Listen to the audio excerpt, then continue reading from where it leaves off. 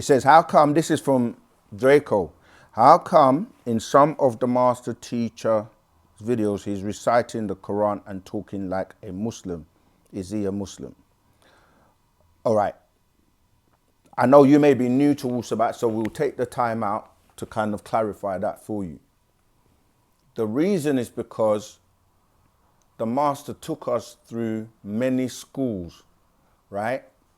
Just as if you are, a child born into this world, you may go to kindergarten or to nursery, and then you may move on. Like I use the system in the UK where you may go to nursery, then you go to primary school, prime meaning the beginning, the first primary school, then you may go into secondary school, and then you may go on to like higher education. That could be university, what you'll call college in the US, and you're being raised in degrees of learning, you see. So religion is what most people are taught when they start to have questions relating to who they are, where do they come from, how did they get here, where they're going, who created everything, and so on and so on. So most likely your parents, who themselves were taught that there was a being, depending on what family you're born into and what background that family in terms of their religious mindset is, they will tell you about the Bible, about God, or about the Quran, about Allah. And so what the master did was really submerge us into learning about each school of religion. And he literally walked us backwards from the youngest religion being Islam, and expressing that if you're going to study something, you need to study it thoroughly. So we learned, the Quran. We lived as a Muslim would live, but in the best of the example, according to the Quran and not according to opinions and hadiths that of men, right? So, yeah, so basically, he walked us through the school of Islam, which is only 1400 years old.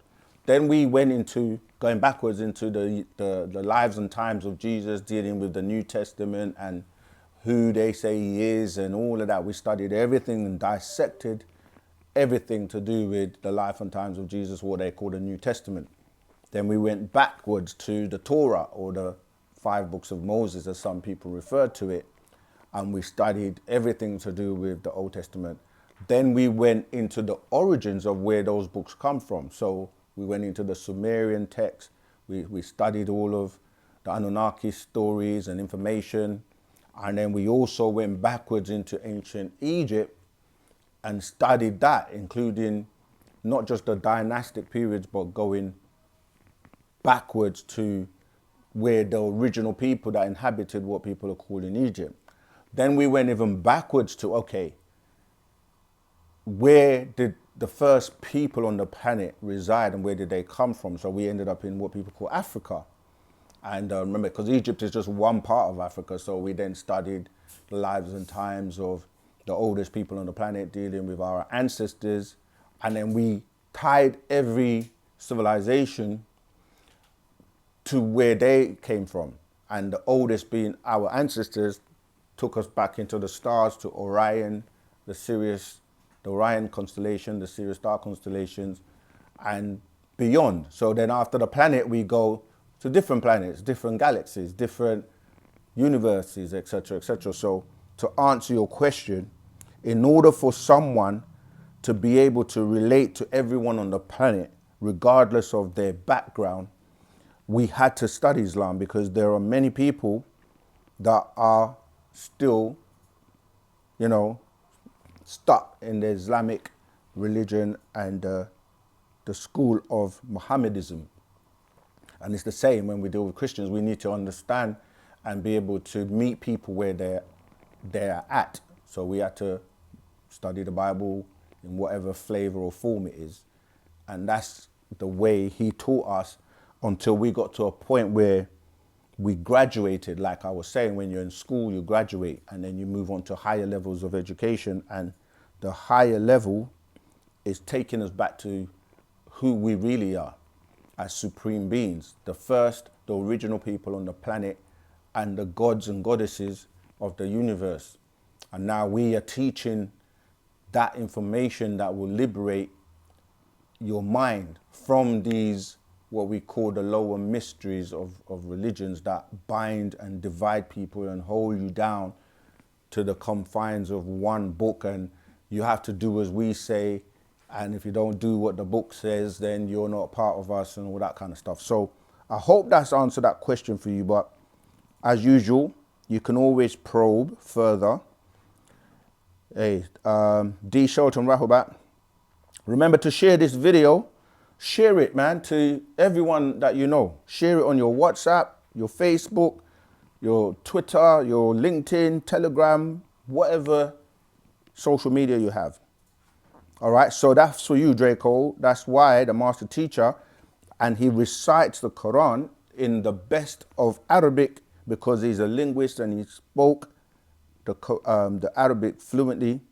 And he was obviously, as a Muslim, you dress and read the way you're supposed to according to the book. But we then graduated from that. So you will see him in other videos speaking Hebrew, you know, and breaking other things down. Have you pressed the like button yet? This is so important, because you liking, sharing, subscribing really does help the algorithm to spread Wu-Sabat to the world. So you can do something as simple as that. That help us, you know. We can see how many people watch us, but a lot of you are not sharing, and you can do that by helping us, yeah? So like the video and share it. Okay, let's move on to the next question. Right, where are we? Do you know what it is like on our home planet where we're from? Is it still there in space? Again, with Wu-Sabat, we're very careful when we say our and we, because we don't really, we need to know who we're talking about. But in terms of people on the planet, people are from different origins. This is why it's important within Wu-Sabat that even though you may look a certain way, you may be from a totally different place. So the master has taught us that, you know, some people will return back to where they're from. This could be from Mars, for example. It could be from another planet. Not everyone is going to go to Risk, or not everyone is from Risk, you see. So when you say our home planet, if you're saying ours as the Natharu or the children of the Riskian, then that would be the planet Risk. And books like Risk and Ilion, books like The Man from Planet Risk, many books and recordings that the master has put out explain, even the calendar. We have a calendar that explains about Risk. And Risk, remember, Risk was a particular way before, and the way it's now and the way it will be in the future are completely different things. So Risk has 3 continents: Zarantu, Donoria, and Cosmusta. And different beings reside on the different continents, much like here. You have people that reside in the African continent, you know, you have people in the Americas, and you have people in Europe. And not everyone is allowed to be in all continents, and it all depends on the being. Yeah, Ashok Dorinda, much divine love to you. Yeah, so we only know what it's like to be on that planet if we're fortunate to be able to travel there outside of our skin suit, or we obviously get information from the master teacher being from there that he relays to us. Okay. Once again, welcome to Cedar York, our newest member. The master teacher influenced my move to Florida. Okay. Amunata. Rahubat, Jason. When you said did the Aborigines have any colorful eyes, I got green eyes. The traits that people have and the reason why you have green eyes or whatever is down to the genetics and the mixing and who you're mixed with. So again, not everyone. I'm trying to find the scroll, actual fact, called 18 plus 1, 18 plus 1, 37 equals 37 genes of the mitochondrial DNA, which actually goes into, I think this is it here. Yeah, it goes into, there you go, the DNA and the mixtures, right? So this scroll, all right, let me see if I can find a page where I can share with you. Okay, here we go. So it all depends on the mixture that you're mixed with, because if you see and look on this page, all right, making it as clear as possible so you can see it, right? You see people, right? These are different people that have blue eyes, green eyes, blonde hair, and so forth. And these children are born to Negroid, or we say Nagarnadu parents. So it says the genes, from reading from page 43, verse 103, the genes responsible for a transformation to shapeshift of complexion is from inside outward and bred into this aggressive, angry, killer progeny.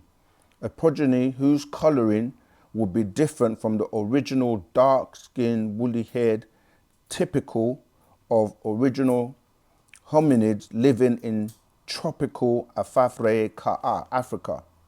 Right, goes on to 104. So this is dealing with Canaan or Laban, who was white, milk, the fourth son of Ham, who was cursed with the mark of Baras or leprosy, albinism. He had 11 sons, which you can find in Genesis 10, verses 15 to 19. And his family, Kaanu, Canaanites, also known as the Phoenicians of Tyre, lived along the Mediterranean Sea, the land of Sidon, or Cadmon, with the Cadmonites, or Adamites, who became Kaanu by mixing in.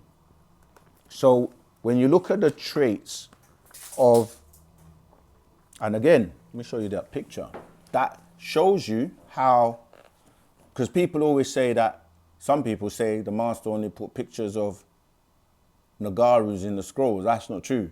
The master writes about everyone on the planet, yeah, and he shows pictures of everyone. So the Canaanites, carrying on to verse 105, banishment to the Caucasus Mountains began from these lands of Canaan or Canaan, one known today as Lebanon. 106, a war started between extraterrestrials and the leprous family, Kaanu, almost drowned with their city, yet 60,000 were saved, 30,000 females and 30,000 males. 107, they were put inside Tahar, earth, the underground caves, or Derenkuyu, now called Cappadocia in Turkey, built by their overlords, the Anakim or the Anunnaki, the cherubim, for them to survive. With no sunlight, disease of the Canaanites grew considerably worse as they remained in bondage in those caves for 600 years.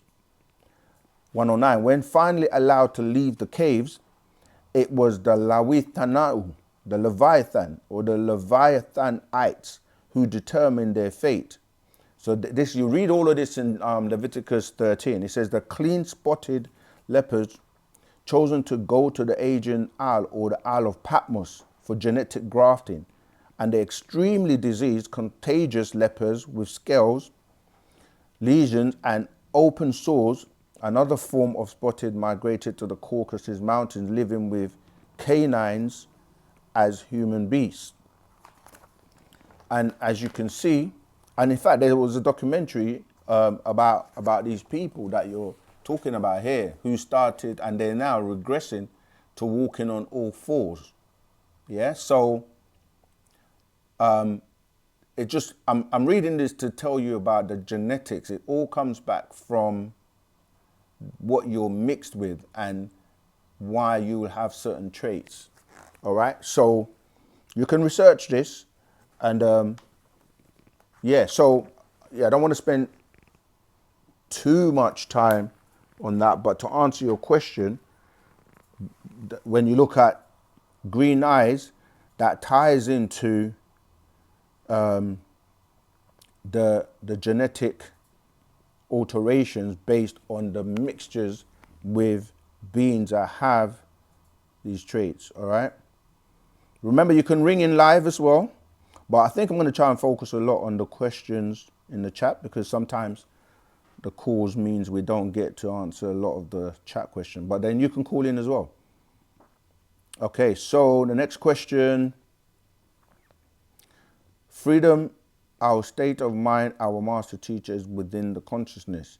That is true. However, when we talk about the freedom, we're talking about the body, the physical body of Malachi. And yes, we know the being Yanun, Ningish Zida, those beings they're not confined. However, we're talking about the actual physical body. All right, let's keep going. Okay, we cover that. So in fact, when you're saying Aborigines, you're actually saying Ab is aboriginal.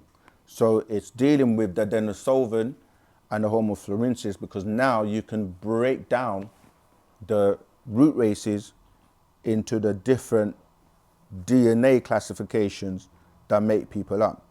All right. So when you're saying Aborigines, you're actually talking about Denisovan and dealing with the Homo florensis, as opposed to the Neanderthal or the what do you call them? The African being the Homo habilis or the Homo naledi, and then separate to the Cro-Magnon and the Neanderthal of the Caucasians. Right, Robbie, Rahul Bhatt.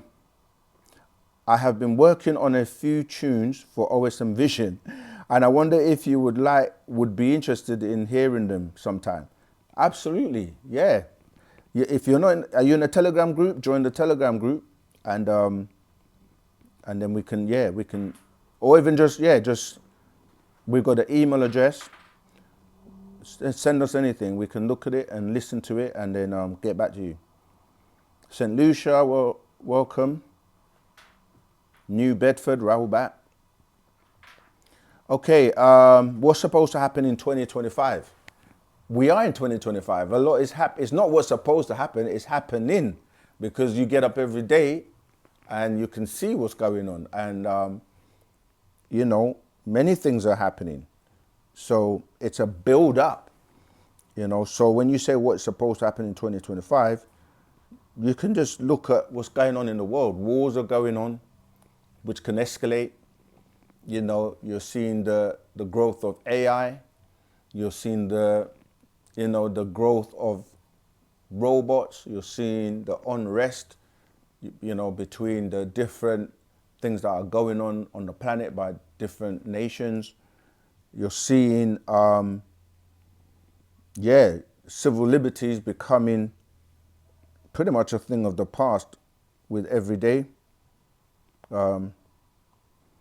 It's a bit broad, like what's happening in 2025. There's a lot of things happening. We have we post a lot of updates in the chat.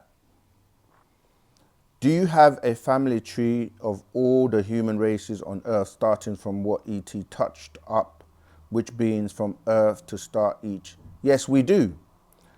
Don't you guys find it amazing that every question you ask us, there is a book? Let me grab a book. to show you that, if I can see it. I had it somewhere. Just, oh, here you go. We have many books, but this is just one that we have that I can think of.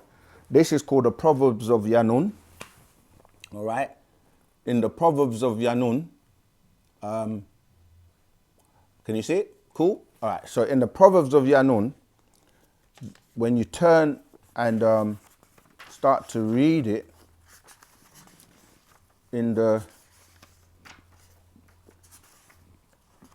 so much information. I'm trying to find the page. There you go. On page 27, you might have to definitely zoom into this, right? But on page 27,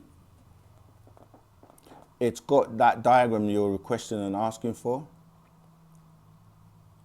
Yeah? Can you see? Sorry, my book's falling apart, so I'm trying to make sure you... Can you see it? That's what happens when you study, man. You really get into the book. Okay, so what it's showing you, you can see from... And this is no coincidence why there's a lot of talk about Antarctica now, because it shows you our landing site where we set up Nuwapia, in the area known as Antarctica, where the Egg Island is, right? And then from that, you can see the migration evolving from the Indian Ocean, where the humanoid seed was planted. Remember, we keep talking about how our ancestors seeded the planet by ways of putting their seed in the dolphins, which germinated the water, and then we came onto land from the Indian Ocean, and then worked our way through to what people call the Kalahari Desert, dealing with like the Sand people, the Okavango swamps, right? Where you see in South Africa, where you deal with the first people, the Sand people, or the Nubons, right? The Nubons, and this is where you get the word Nubian deriving from the Nubons. And then when you look at every race on the planet, their traits come from these Sand people, then into what people call Central Africa, and then you started to get different kind of like people migration into, or separating into different kind of like streams, and so you start to deal with the beings from the Orionians, or the Orion, right? Going into the Dongala, became the Dongalawa in, what you call ancient Egypt. And then you go in the other direction where you see the Wahhabi dealing with Niger, the Syrians, the Malians, going into like Senegalese, and then to America, Atlanteans, which became Atlantis, and the Sahara. But if you carry on from the Dongalawa going into what you call Egypt, where the Natharu were, then a branch of that went to Arabia, and then you had from the Indian or India going into Tamil. Yeah, so you got those beings in, what people call India, Karma people. And the Tamil also went into Australia, New Zealand, South India, right? So it's interesting because when you start to study most of the races, there's always the natives or the oldest one. And the Tamil is dealing with, or Nadu, right? That's dealing with the original ones.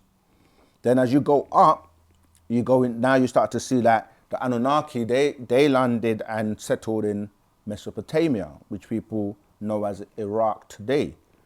And that's where they set up. You had the Andromedans that were in Asia, and then going into parts of America, Central Asia, and that moves up, and then you can see that Caucasian becoming, or we say, when you say Caucasian, you're saying Caucasus and Asian, and that Asian became the mix that gave you the South Europeans, all right? And then you have the Draconians that tie into those Celtic, you have Celtic, with a C, Celtic with a K, and Celtic with a S. That ties into these draconians. And then from those Celtics, you branch off into what you're calling Rome, Greek, and then to British, Spaniard, Portugal, and those another branch of the Celtics, they go into the Aldebaran in German.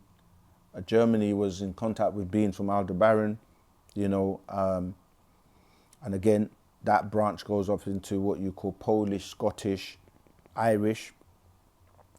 Yes, so this diagram really, as you say, goes into, even when you look at the Palladians, they bred the Nordics. That's going into Sweden and then Russia, from another branch from those South Europeans. So there are many mixed seeds from these original beings, which I've mentioned. So you're dealing with the beings that were here first, the Nuwapians, and then from the Antarctica moving, as we said, and the whole of what you're calling Africa today, where life started from, was known as Ganawa, kind of relating to the word Ghana, right? This is before the continental drift. So I gave you a lot of information there relating to your question about the different, like you said, do you have,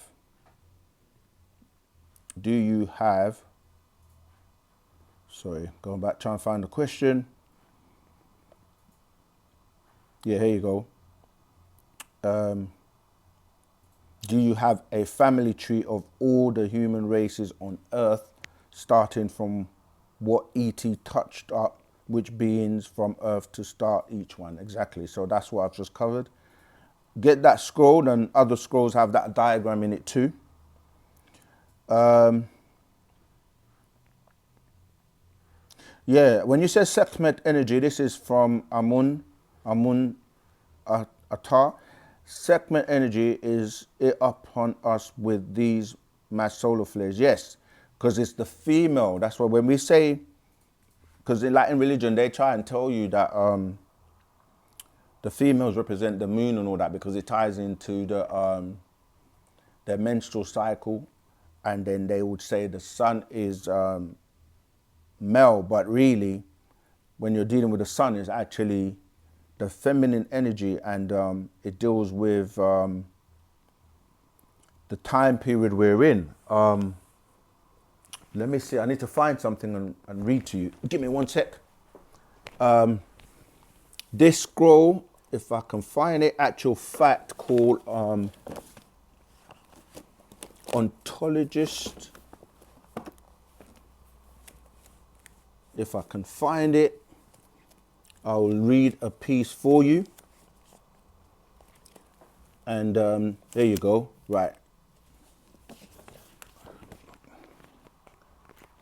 Nuwapians Ontologist. Is it the right one? Let me just double check. Don't worry, I'm here. I haven't gone anywhere. No, I don't think it's this one. Is it this one?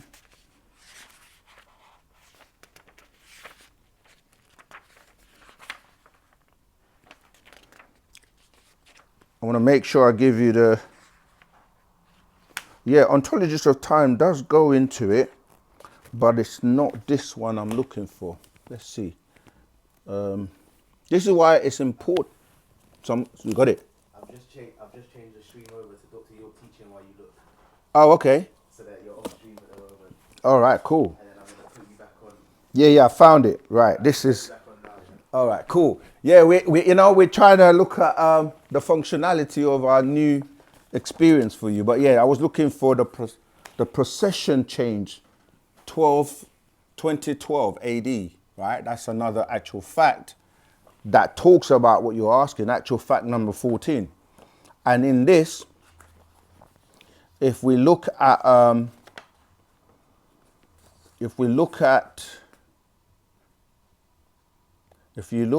page, I want to go to the exact bit.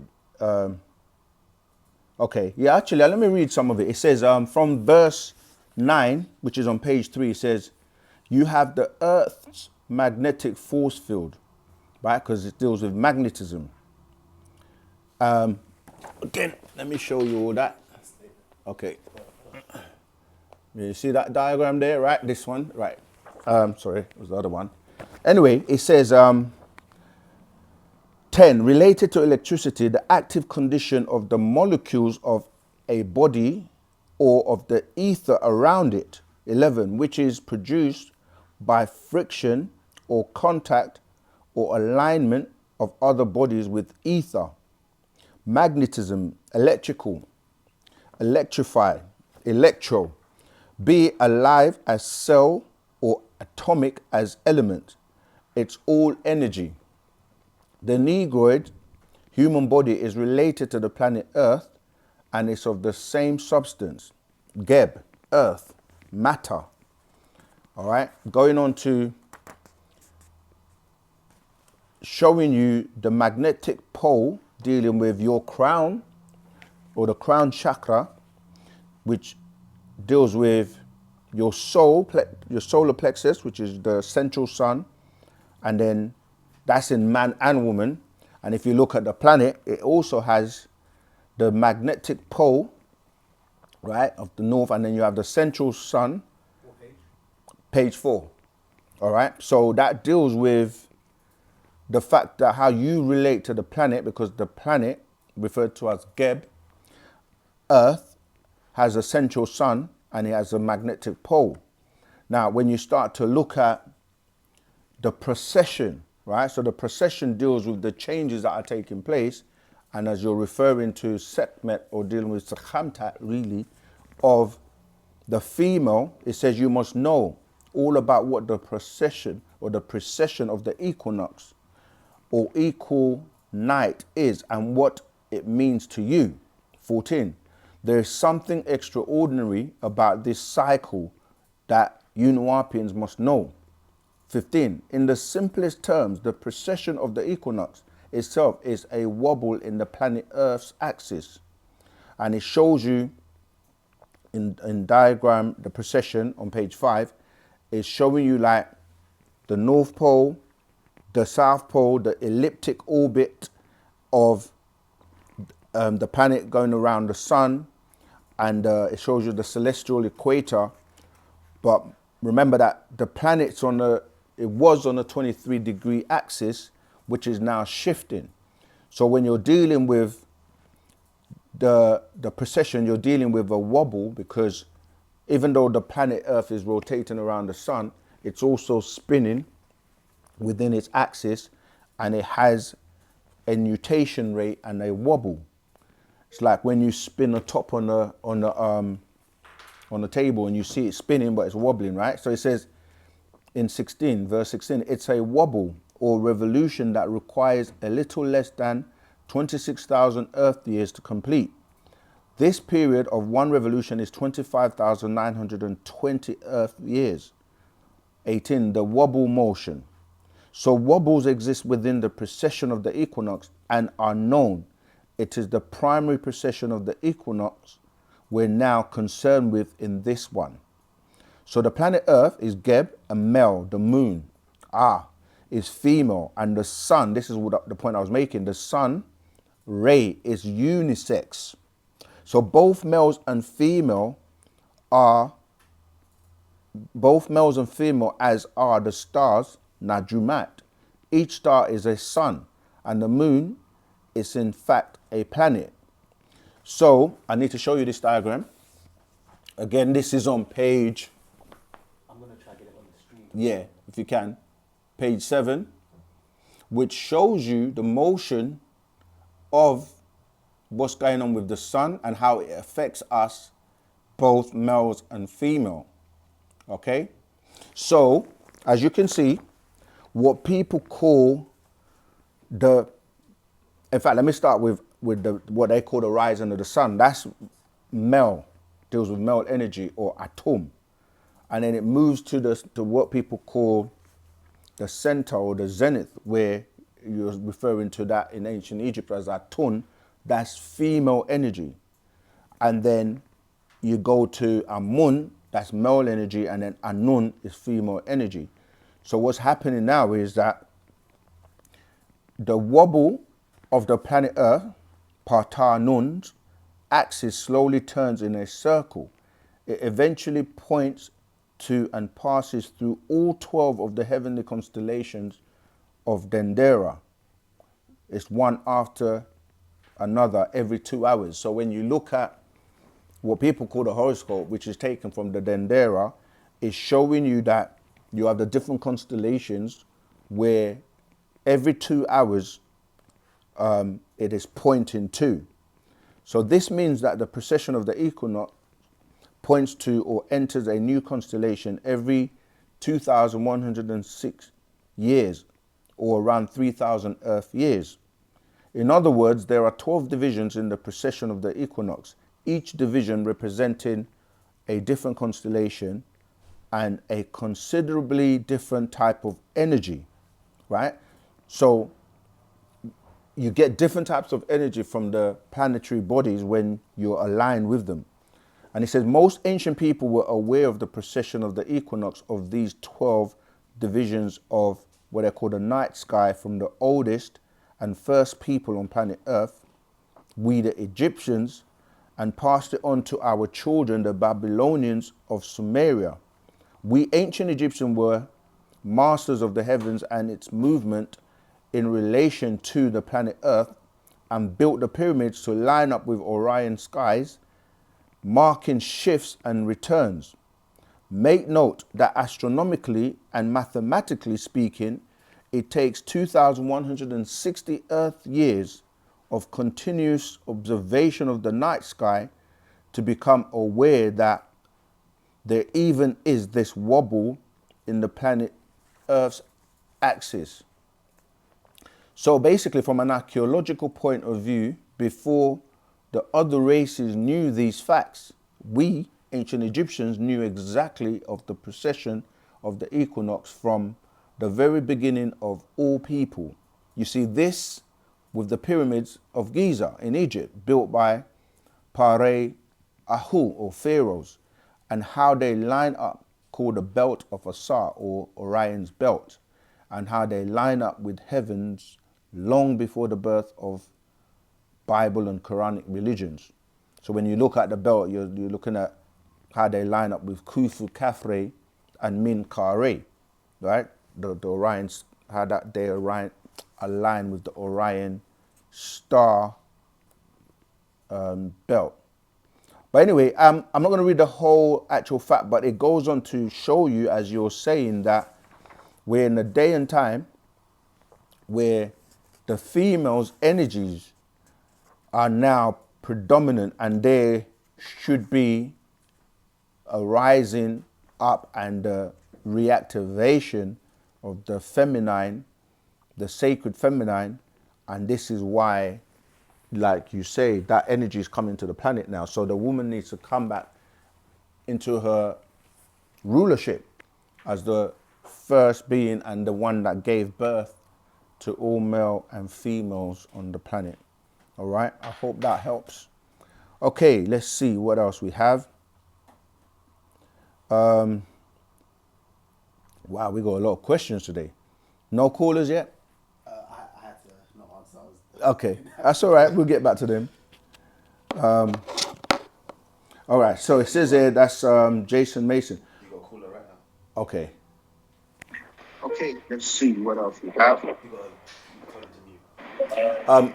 Caller, can you Hello? can you mute because we can hear the feedback? Yes, Rahul back.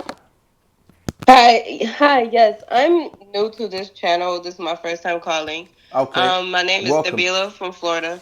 Yeah, Rahul back. We say greetings. That's what Rahul back means. Go ahead. Okay, What's greetings. your question? I'm curious to know why do you guys use a lot of Islamic references to what you guys talk about and the whole Wu-Sabat? I don't know nothing about Wu-Sabat.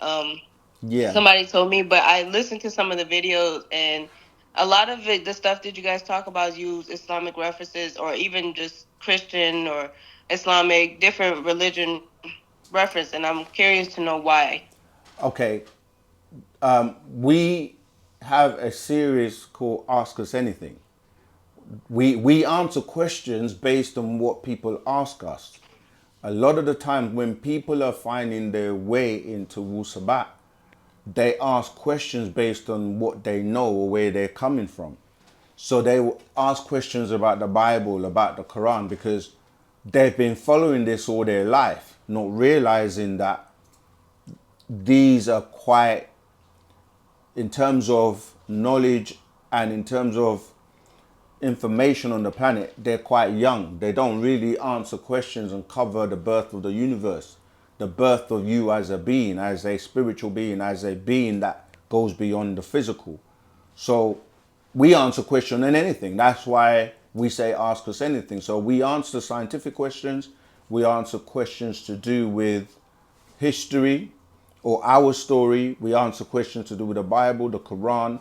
It's all based on the questions that we're asked. And as the master teacher said, is when he started to teach us our true way of life as Nuwapians dealing with Wu-Sabat, a lot of the questions we asked him were based on religion, because people have been trapped by way of religion. Their minds are trapped, and they have to be able to be raised in degrees to be able to get to the what we would call the higher information or the higher knowledge, which is way above religion. So that's why we answer questions based on what people ask. So for example, I'm sure you have questions, and if you have a question, you can ask the question, and it may not have anything to do with religion, the Bible or the Quran, and we will still answer it for you. So if you do you have any other questions?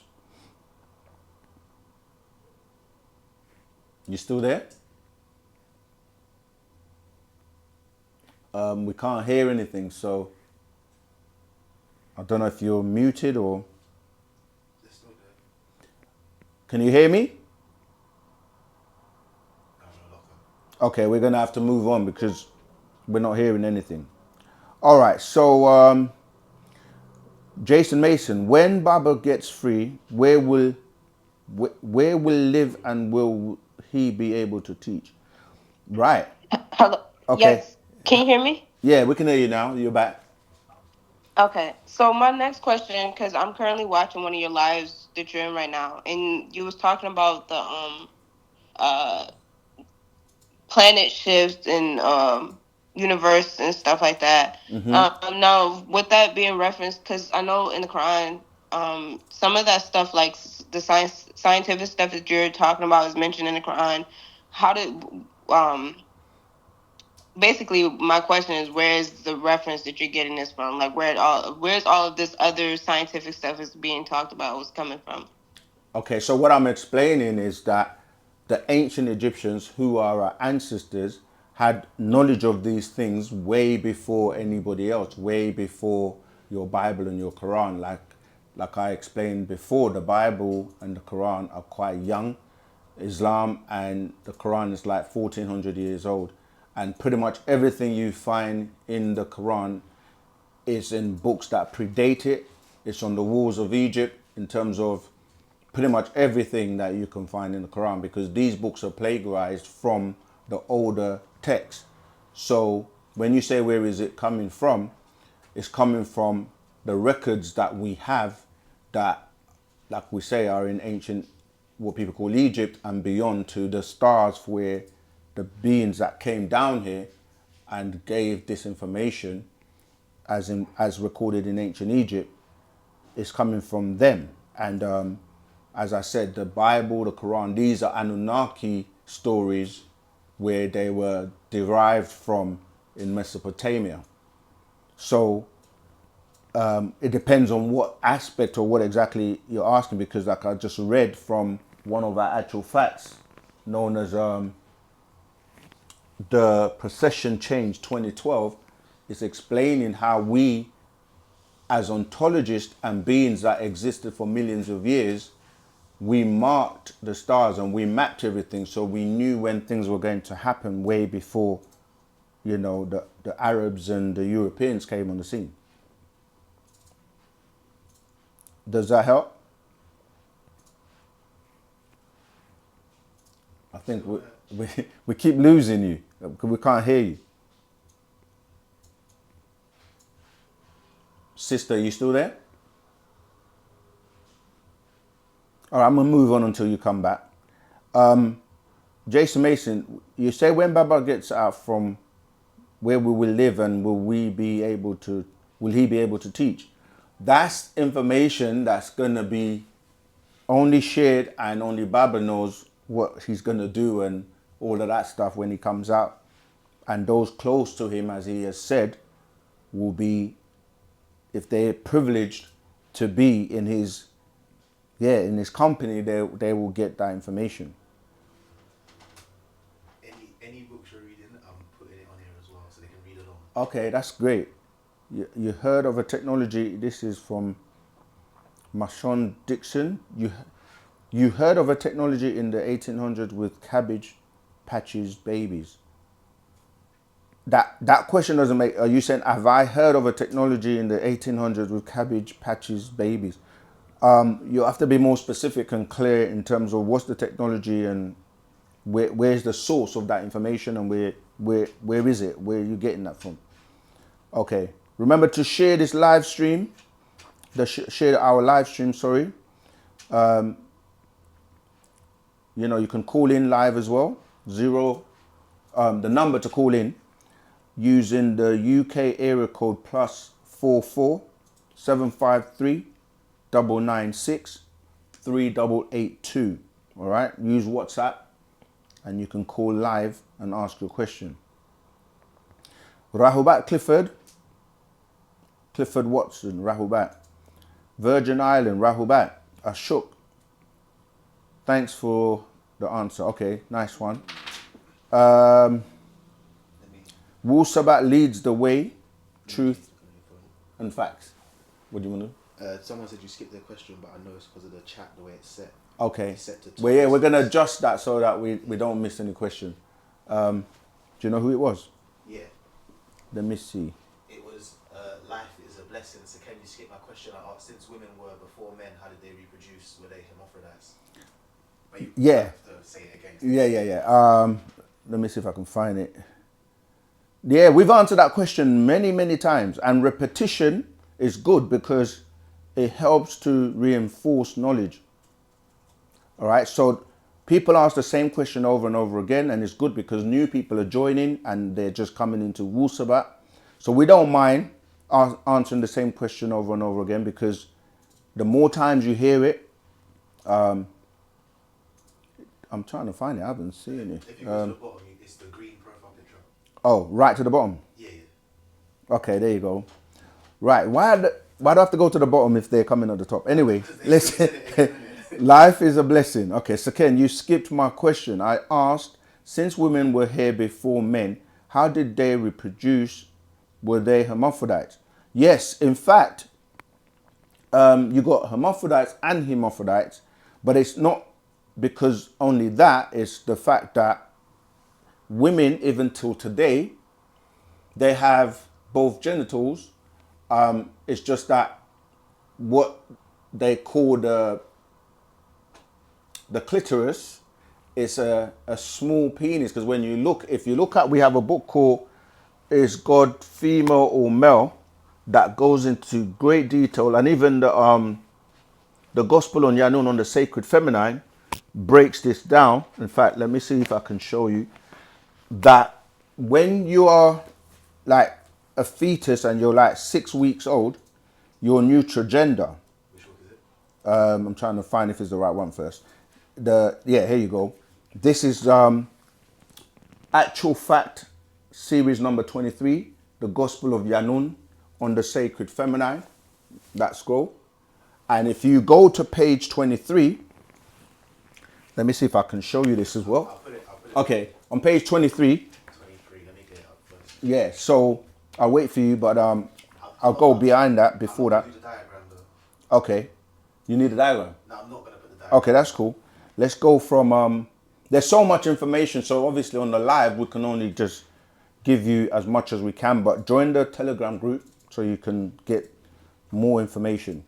Right, I'm gonna go from page 22 on verse 54. Do not be of those who misuse the gifts given by Parnatharu, the overseers. The females from Sabat, Sirius star system, were given 9 skills, and The Ayashu males from Sa'a, Orion star system, were given 9 skills, such as 1, the skill of dance, 2, the skill of singing. It kind of goes over to the next page. 3, the skill of drawing, 4, the skill of playing music, 5, the skill of sport, 6, the skill of building. And I'm going to go back to the diagram. 7, the skill of sewing, 8, the skill of healing. And then going back to the other page, 9, the skill of teaching, the skill of 10, the skill of weaving, 11, the skill of carving, 12, the skill of writing, 13, the skill of love making, 14, the skill of cooking, 15, the skill of creating, 16, the skill of mathematics, 17, the skill of chemistry, and 18, the skill of tongues. Right? These 18 skills were implanted in the Yakasat genes, right, to manifest in the offspring. Over time and mixing, they exchanged their skills. Some now have more than just 1 skill, and some are very skillful. Originally, only 12 Ayashu males from Sa'a, Orion star system, and 12 Asha'u females from Sabat, Sirius star system, were allowed to stay on this planet to mix and breed the new Mukwan being, who were originally born as twins. Each female birthed a Sawatat, a daughter, and a Sawar, son. Before this was perfected, the first offspring were born conjoined twins, and then Muknashtatu, hermaphrodites. This is the tying into your question now. They were born hermaphrodites and Muknashu, hermaphrodites. 60. Muknastatu, hermaphrodites, and the Muknashu, hermaphrodites, result today within the first 6 weeks of what is called pregnancy. So when you look at the diagram, it shows you that at 6 weeks gestation, it's undifferentiated, meaning that you can't tell the gender of the child. But as you move into like 10 weeks gestation, you start to see how the female's development means that, like, the reproductive structures, they start to change. So the clitoris starts to basically reduce in size when it's the female.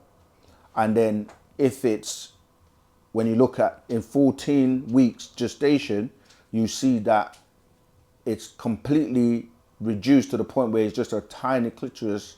And then you look on the male side, it grows outwards, right? So just showing you that at 6 weeks, you're nutrigender, or, you know, having both organs, and then you become male or female depending on the development of the sexual organs. However, the female is able to secrete fluids from that clitoris, and she was able to impregnate herself because having both genitals. So if I carry on reading, and there's an actual case here where a woman, Manila, from the Philippines, Josie Maria Garcia, right, where a 19-year-old, she had a child without having any intervention from a male. This is where you get into the whole immaculate conception and Virgin Marys and things like that. We're saying that a woman had a child. If you look at the figure below, you can compare the immature sex organs. They look the same. After this point, the child will develop male or female organs, thus denoting their physical gender. When a child is carried and the mother is stressed at his delicate stage, the child will be born with a male gender and a female spirit, or a female gender with a male spirit. That is why it is important not to stress the mother while she is carrying a child. So what we refer to as Muknashtatu hermaphrodites and the Muknashu hermaphrodites were the original deities of this Mikwak planet, and were the offspring of those beings from Sabatat, the Sirius star system, with the XXY, and then you had the Sa'at Orion star system with the XYY. So other than the XX for female chromosomes, you also, and the XY for male, you have beings that have a XXY and beings that have a XYY. This is why a lot of people, when they feel like a woman or a female on the inside, but they are in a physical male body, they will now go about trying to change their physical appearance to match what they feel on the inside, and vice versa, where you have, you know, females that have a male spirit who try to change their appearance, the physical appearance, to match what they feel on the inside. So it's explaining to you, Parnabab Yanun, Dr. Malachi Z.K. York is explaining by way of this Gospel of Yanun that the physical form of this would be those born as conjoined twins were never separated unless one side crossed over or died, which many did. But as you go on to read all of this, it explains to you that the process known as parthenogenesis deals with... Oh, I've just turned over to page 25, but I wasn't reading. I was just kind of like... But anyway, it talks about a sexual reproduction at the bottom of page 25, right? So in asexual reproduction, an organism can reproduce without the involvement of another organism. Asexual reproduction is not limited to single cell organisms. For example, you got a great number of snails and slugs and hermaphrodites. Hermaphroditism is also found in some fish species and other vertebrates, right? So this is going into how when a female, what people forget is that a female lays eggs, and the egg, when the water breaks, that's the being, like if you remember an egg, so going on to page 27 is how you know, like females are able to reproduce. Research things like asexual reproduction, parthenogenesis, look at you know, just research females that give birth without male. This is something that is still happening till this day. It's just that over time, the female forgot that she was able to do so. And yeah, so there is a lot of evidence and information available. Like most people, when they hear this for the first time, they don't realize this is why every person on the planet comes from a woman. As simple as that may sound, males and females on the planet are all from women. So that reasons out that the woman was first.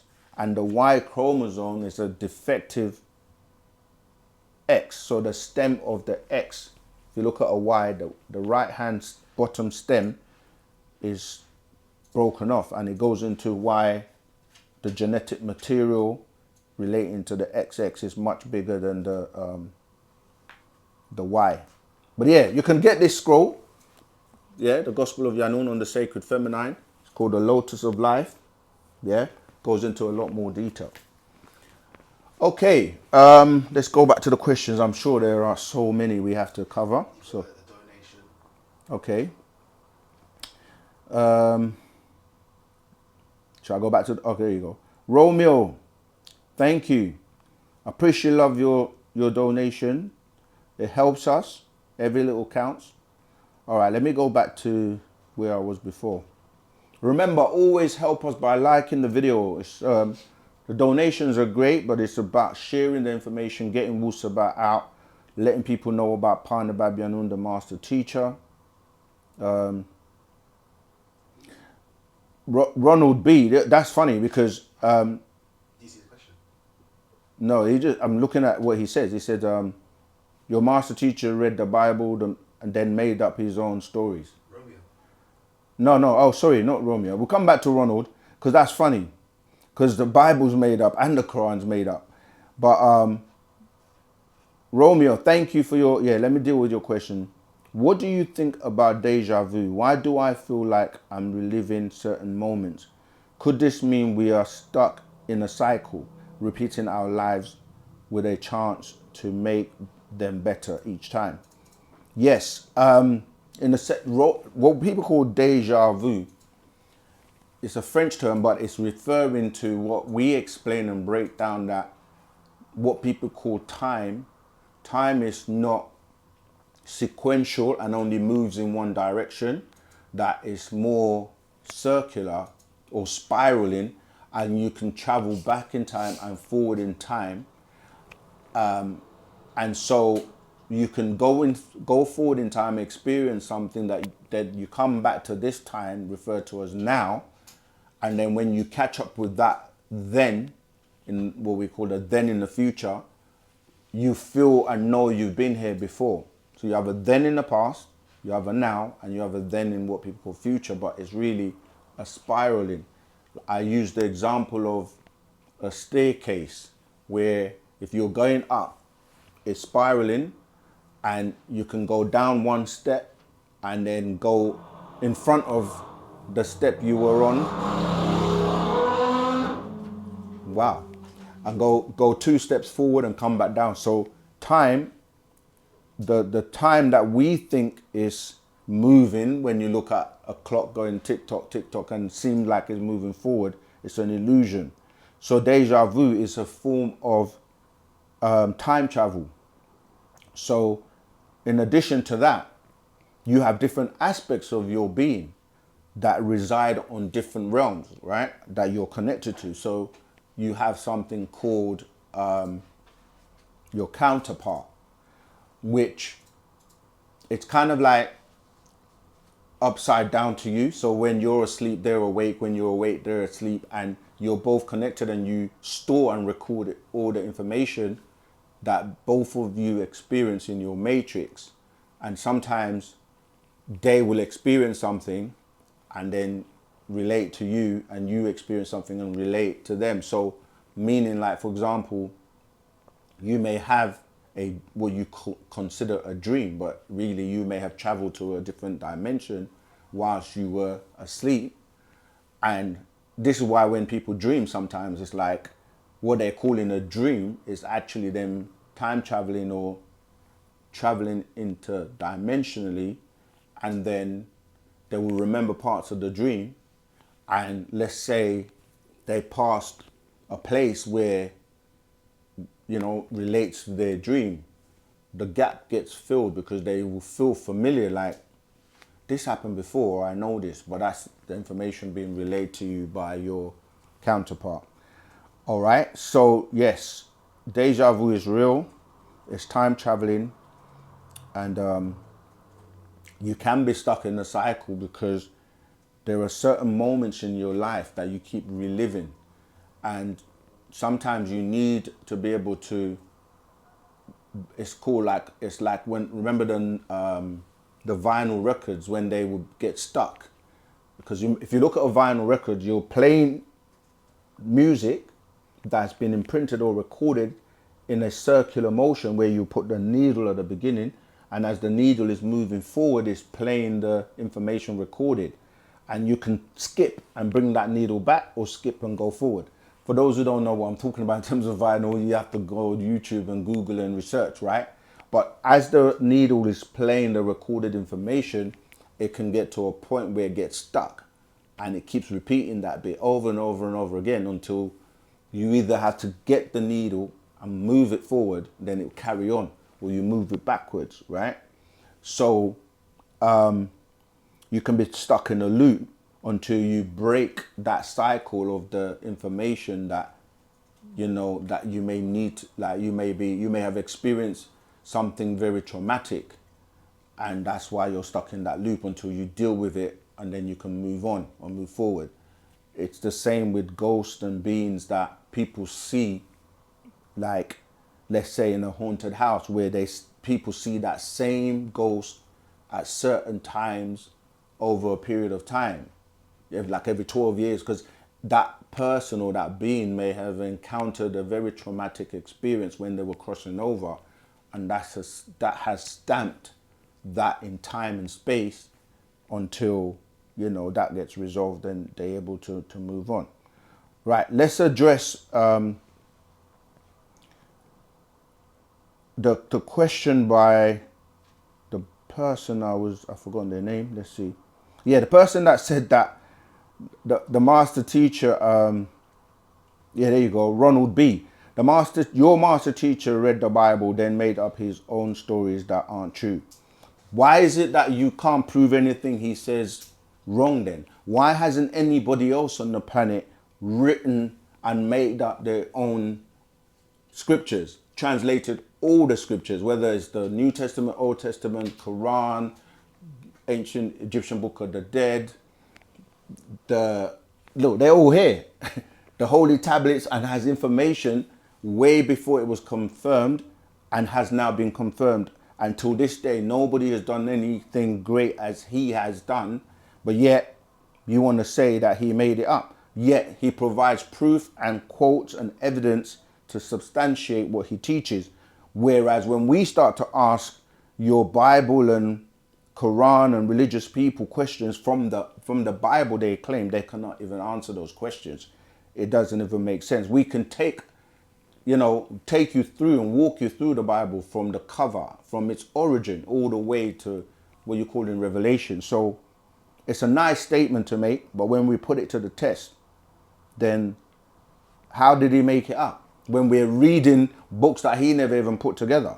We're reading the King James Version. So did King James make it up? We're reading your Yusuf Ali's or whatever other versions you have. So when you said he made it his own stories, but yet every story in the Bible, every book, we're able to explain and break down when none of your scholars can do so. So come on, man. Stop it. Don't mess with us, man.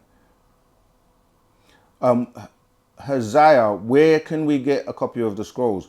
Okay, OSM Vision has posted the link to the official United Sabians worldwide website. On that site, we also show you the different locations of bookstores and other temples and locations where it's nearer to you that you can also get the scrolls from. I would say again, not to spend too much time on Ronald, speak to the millions of people around the world that have been reading Dr. York's books and how it has changed their lives, etc., etc. All right. Sean, is it a good thing or bad thing that I never experienced seeing ghosts or can't highly remember my dreams? I mean, it's both. It can be a good and a bad thing because sometimes it depends, guys. Some people have what they're calling dreams, which are messages or something they need to deal with or take care of, or something that they need to eradicate in terms of purging junk information that's been stored that they need to really get rid of. And this can come from like watching horror movies, bad experiences, etc., etc. So sometimes dreaming is a way of helping you to get rid of, purge that information. And if you don't have anything that's troubling you or stressing you or that it's not on your mind, then it's a good thing because you're having a peaceful rest and sleep. So when you say ghost, not everybody's going to see ghosts because ghosts exist on different vibrational frequencies, and you have to be vibrating on that same frequency to resonate with it and to be able to manifest it. And that's also relating to what we call clairvoyance or clear vision, the ability to see into dimensions, different dimensions, because there are many dimensions all existing or coexisting at the same time. This is why you can be, in many places at the same time, sharing the same space, even though in science they would teach you that you can't occupy the same space. You can if the different parts of you are vibrating on different frequencies, right? So, yeah, and that's based on the nutational rate of each realm. So, yeah, is it a good thing or bad thing that I never experienced seeing ghosts? I mean, some ghosts just torment you and like replace things over and over again. And you can't remember your dreams because sometimes it takes time to like develop the ability, because you should really be able to like remember your dreams. And we also encourage you that you should get a notepad and a note, pen, and keep by the side of your bed, so you can like, because sometimes when you wake up, when it's fresh, that's when you need to document it. And then when you have another dream and another dream, sometimes you can connect the dots as to what's going on in your life. But we don't interpret people's dreams because they're personal and for you only. Okay, are all spirit able to bind itself to AI robot? Yes, because when you say spirit, it's only religions that make people think of spirits and all these other entities like in the religious mindset, but it's really energy you're dealing with. So when you say a robot, it's still energy, it's still electrical energy, it's still and a being that can vibrate on that vibrational frequency. It's just like music as well. When you listen to music, you're not thinking that it's a being, but there are beings that are vibrating and can ride those waves of the music that you're playing. This is why people say they're possessed. You have walk-ins and beings that will take and enter your body because you're a porous body. It's like energy confused with energy. And so yes, that is very possible. The breath book is my favorite. I can't wait to get it. Yes, funnily, I just saw it a minute ago. Great book, and that's what's important. People that are actually, putting things, letting it work in their life. People like the brother I was just saying. If you don't think Wu-Sabat, oh here you go. If you don't think Wu-Sabat is for you, then why are you here anyway? Why are you on this channel? Go and read the Bible and the Quran. I'm not having a go at you. I'm just like, why waste your time here? Why not, go to the mosque and do a few rak'ahs and or whatever. Like, okay, cool. So yeah, the breath book, because the breath is what keeps you alive. Because again, dealing with energy, you're extracting the sakem, or what people term the chi from that air. That's the real source. So the breath book is a very good book because the breath is interpreted, or shall I say life is the number of breaths that you have or that you take. And when you run out of breath, that's it for you, and you move on or cross over. The breath? Yeah, actually that's not a bad idea. Just tell me what pages and I'll put them on. Yeah, that's a great idea. Let me read a bit. Sometimes we try not to read because of the time, but sometimes it's also great to read, because the best thing I can say to anyone watching this stream, get any book from Pana Babyanun, Dr. Malachi Z, you can start reading. Okay, let me read from the first part. The breath book, Science of Mysticism. 1. Lahei amtkum aye karadu pa mukhaku mukhmatu. For you, all my children, the ones of facts. Egyptians, we deal with facts. 2.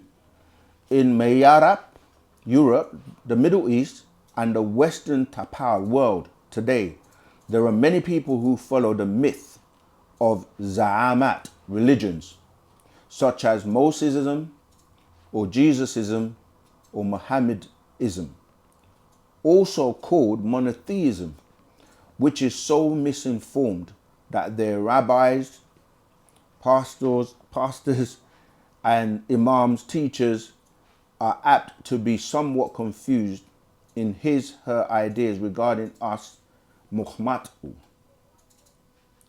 Egyptians, and our way of life, wu-nuwapu, leading them to misguide others. And going on to verse 3 on page 2.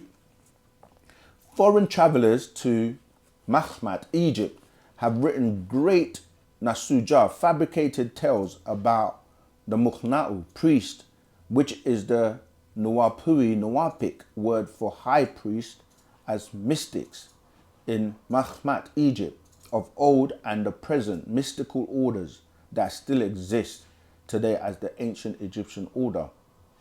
4. The Torah of the Muhabaru Hebrews, the Bible of the Muksasu Christians, call it nefak, which they say is the Hebrew word for breath. 5. The Quran of the Muslims, Muslamu, call it nafakha, which they say in Arabic means to blow, breath. 6. As you can see, they took their words from the Muhammad Egyptian word ka'a, spirit, or nafuk, blow, breath. 7. The Mukshashuru, deceivers, do this to further their own purposes of establishing an existence for their unverified hadhab'at, cultures, and zama'at, religion. 8.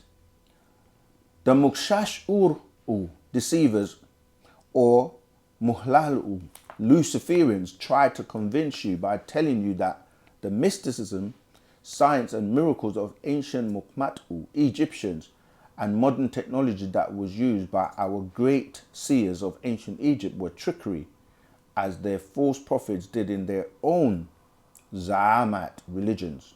9. However, great knowledge of alchemy infested the great Nile of Mahmat, Egypt, and the streets of its cities, Memphis, Muassat, Thebes, Makman, Hermopolis, and Manu Heliopolis.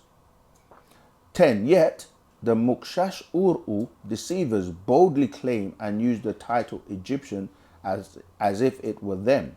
11. Even in the Torah of the Hebrews, they use the word Mitzrayim or Mitzrayim in Genesis 10:6. And the sons of Ham, Cush, and Mitzrayim, and Phut, and Canaan. So, also in the New Testament, Bible of the Roman and the Muhnab Greek, Muksasu Christians, they use the word Egypt. You can read that in Acts 21:38.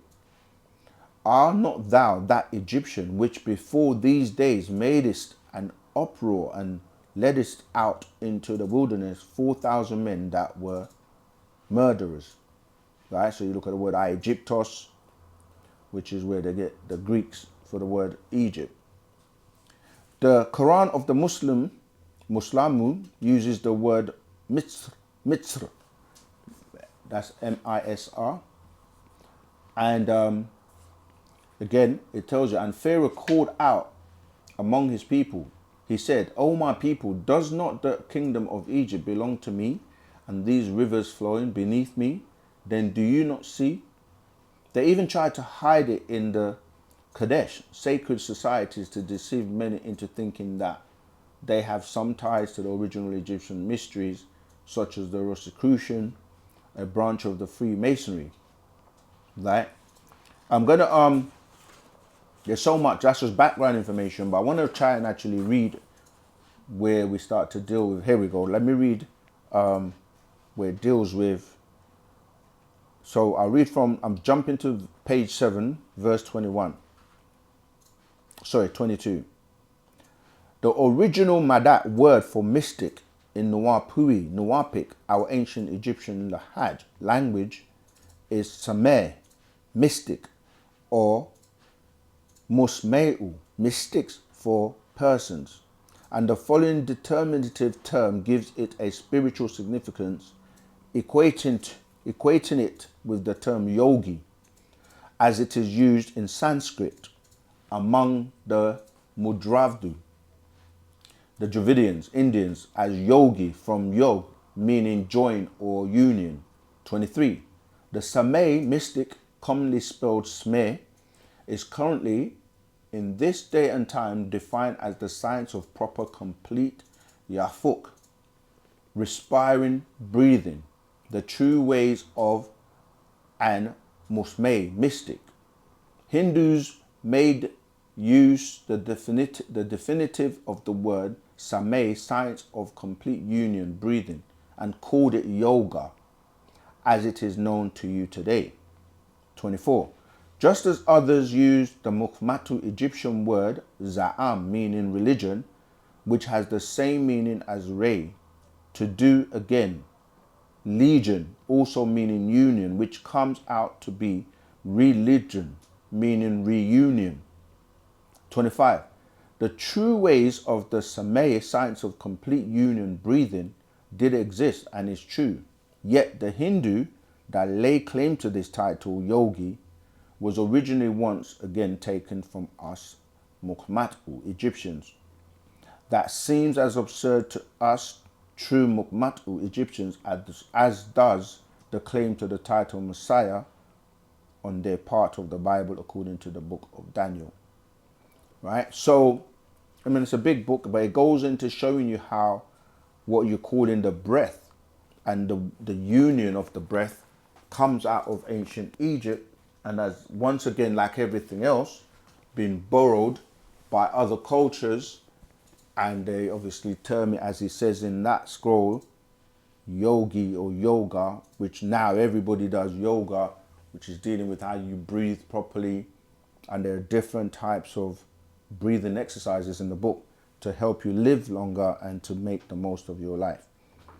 Okay, let's get back to the question. Donation from Romeo. Oh, Romeo again.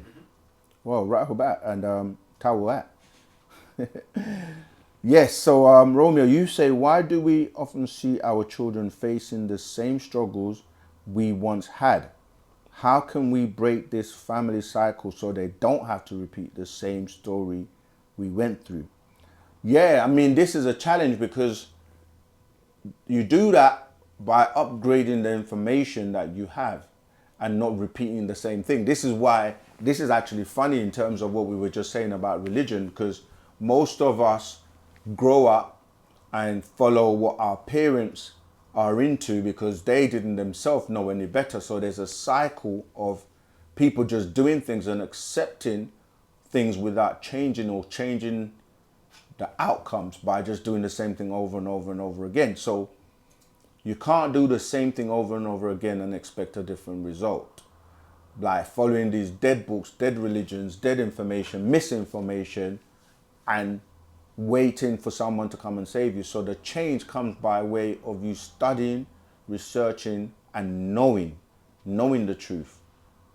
And the truth shall make you free. Or they lie and say set you free, because that's again to trick you into thinking that you're in bondage or held when the only thing holding you is yourself. So to answer your question, that's what Wu-Sabat does. It comes and gives you the true information, because truth is the way that you will be freed. Because it says when the truth comes, all false things shall perish and the truth will make you free. So study the truth, teach your children so they don't have to go through the same cycle, believing they're inferior, worshipping other people's images, and, you know, calling on entities and beings that can't help them.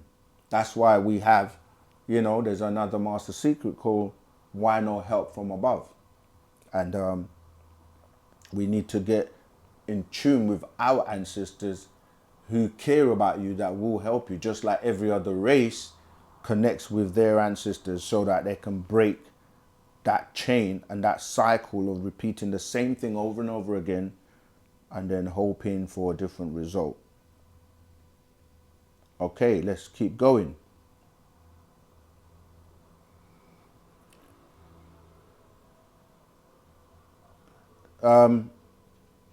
Where was I? Let's go back. So much information.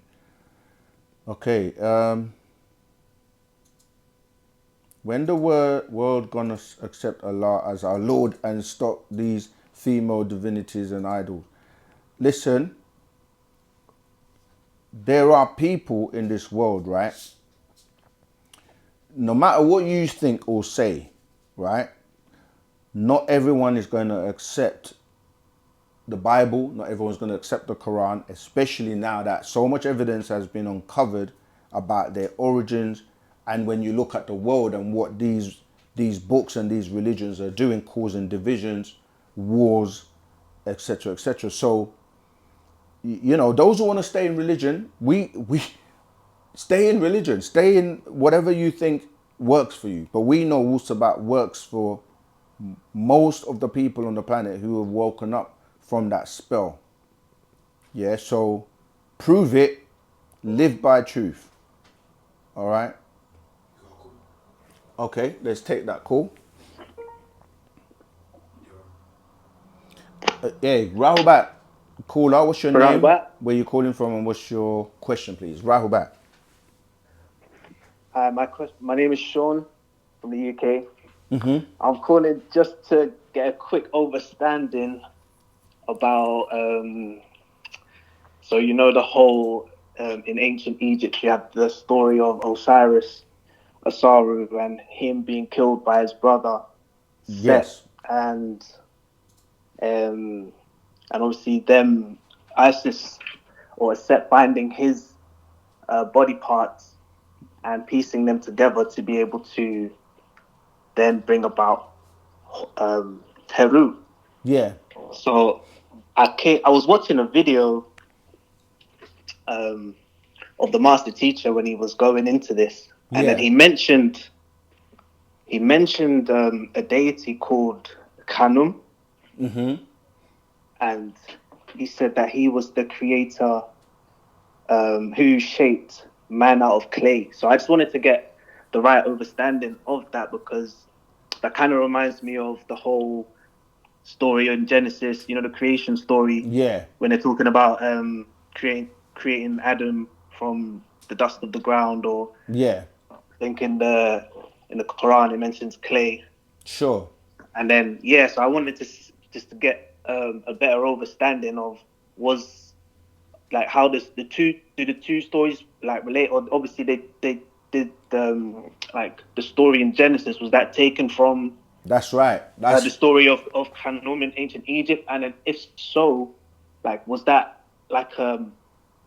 mythology in ancient Egypt, or was that like a higher science that actually happened? right. Yeah. So the first thing you got right is, like we say, all modern monotheistic religions come from Yeah. ancient Egypt's story. So some of the stories, because what happened is that you have the science, and it wasn't taught to everyone. So this is why Yeah. people came to Egypt to learn from the masters. One of those masters being the great Tahuti. And so, Okay. but the thing is, not everybody was given the actual information. It's just like in the biblical text, when a story is being relayed and it's done in riddles or parables, as they would say, not everyone's going to get the actual build or the details of what it's actually saying, because you had to be tested Yeah. and worthy to get the actual like secret information. So what's happened is that some of the stories in ancient Egypt were borrowed, Yeah. and that's what became the information that is relayed from generation to generation from different cultures. So you will have like the Anunnaki stories from ancient Egypt, mystery schools that got passed down and then got watered down and then became your Bibles and your Quran today. However, the other story, when you're talking about like dealing with the science of it, when you go to the creation story, because every race and every culture has a creation story.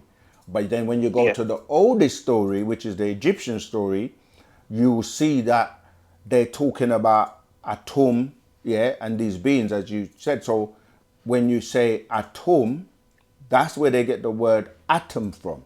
So when you look at how they talk about the building blocks of life in the scientific world coming from the atom, when you go to ancient Yeah. Egypt, it will be Atum.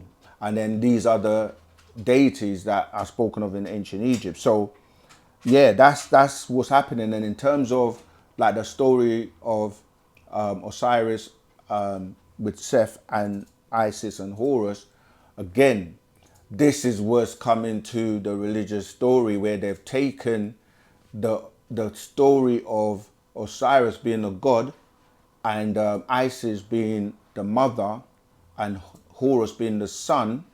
They've grafted that into Christianity and into Islam as the sun, S-O-N, instead of the S-U-N, and dealing with everything that you say like horizon.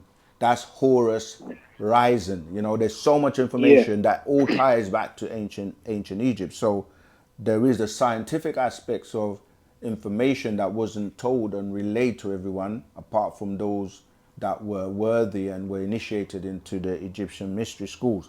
Then other people, like the Greeks, they came into Egypt and they were given the lesser mysteries or taught certain information, and they ran with that, and then it just became like Chinese whispers.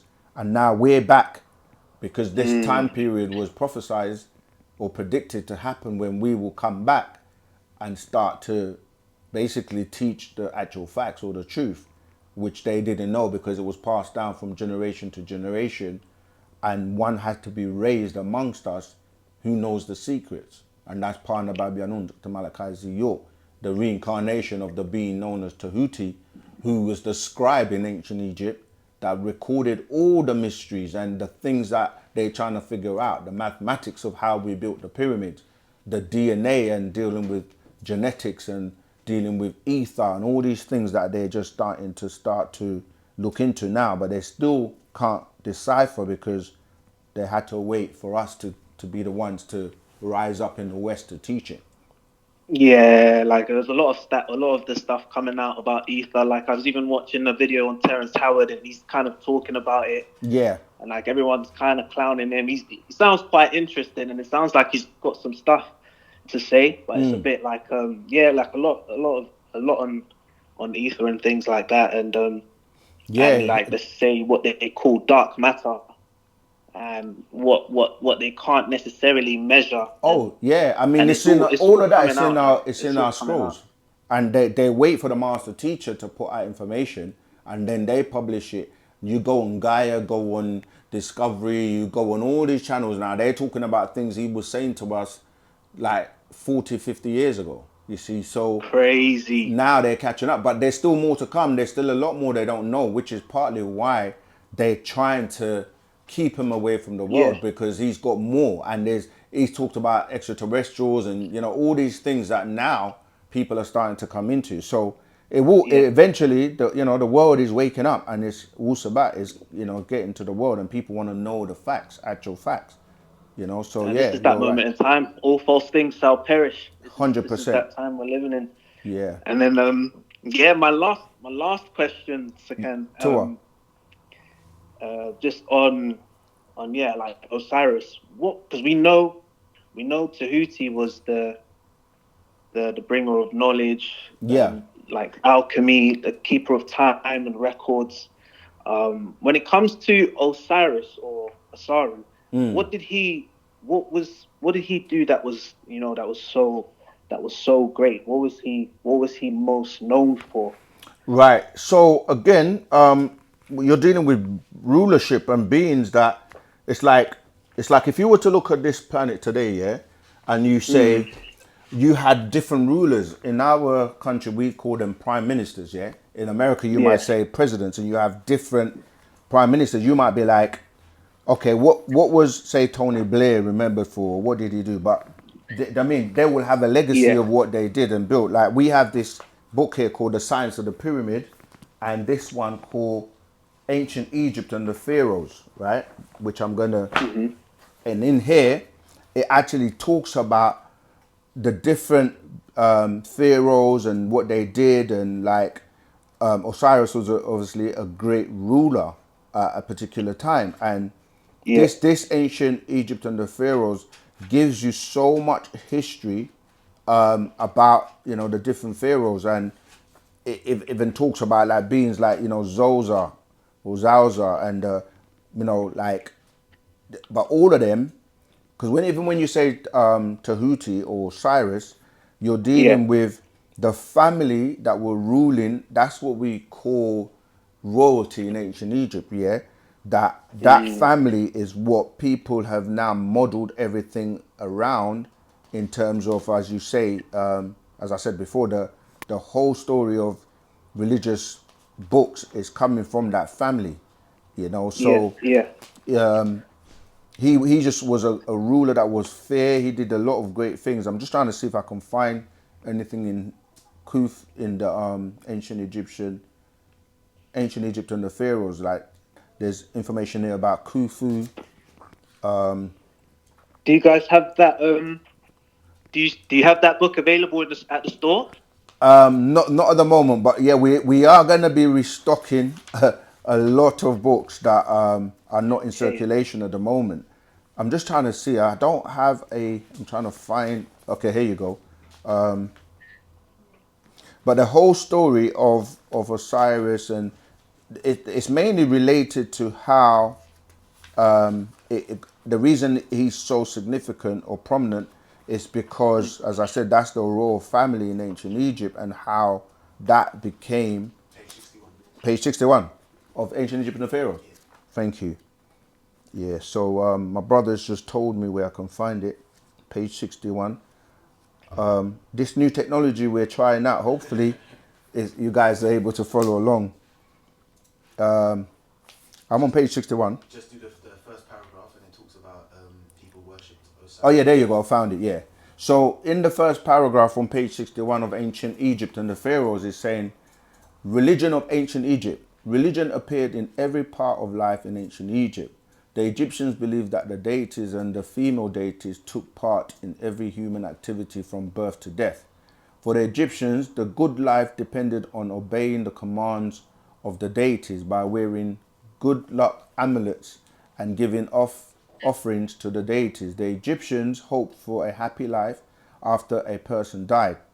The deities would judge how well the person had obeyed their directions.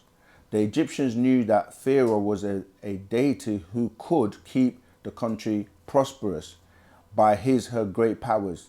In the earliest period, the Egyptians worshipped and respected the forces of nature, such as the wind and water. As towns grew, each adopted its own special deity. In one part of the delta, the people worshipped Horus, the deity of heaven and sky. In another district, people worshipped Osiris, the deity of vegetation. That's why, he's depicted as green, because that deals with like vegetation and health and stuff. Who later became the deity of the dead. Later on, the worship of Ra became the nation's first religion. The deity Amun was also worshipped. Animals were also believed to serve deities in a special way, such as the ram, the baboon, the bull, the cat, crocodile, and jackal. The apis bull was treated like a deity kept in the luxurious part of the temple, fed the best food, and begged like a pharaoh when it died.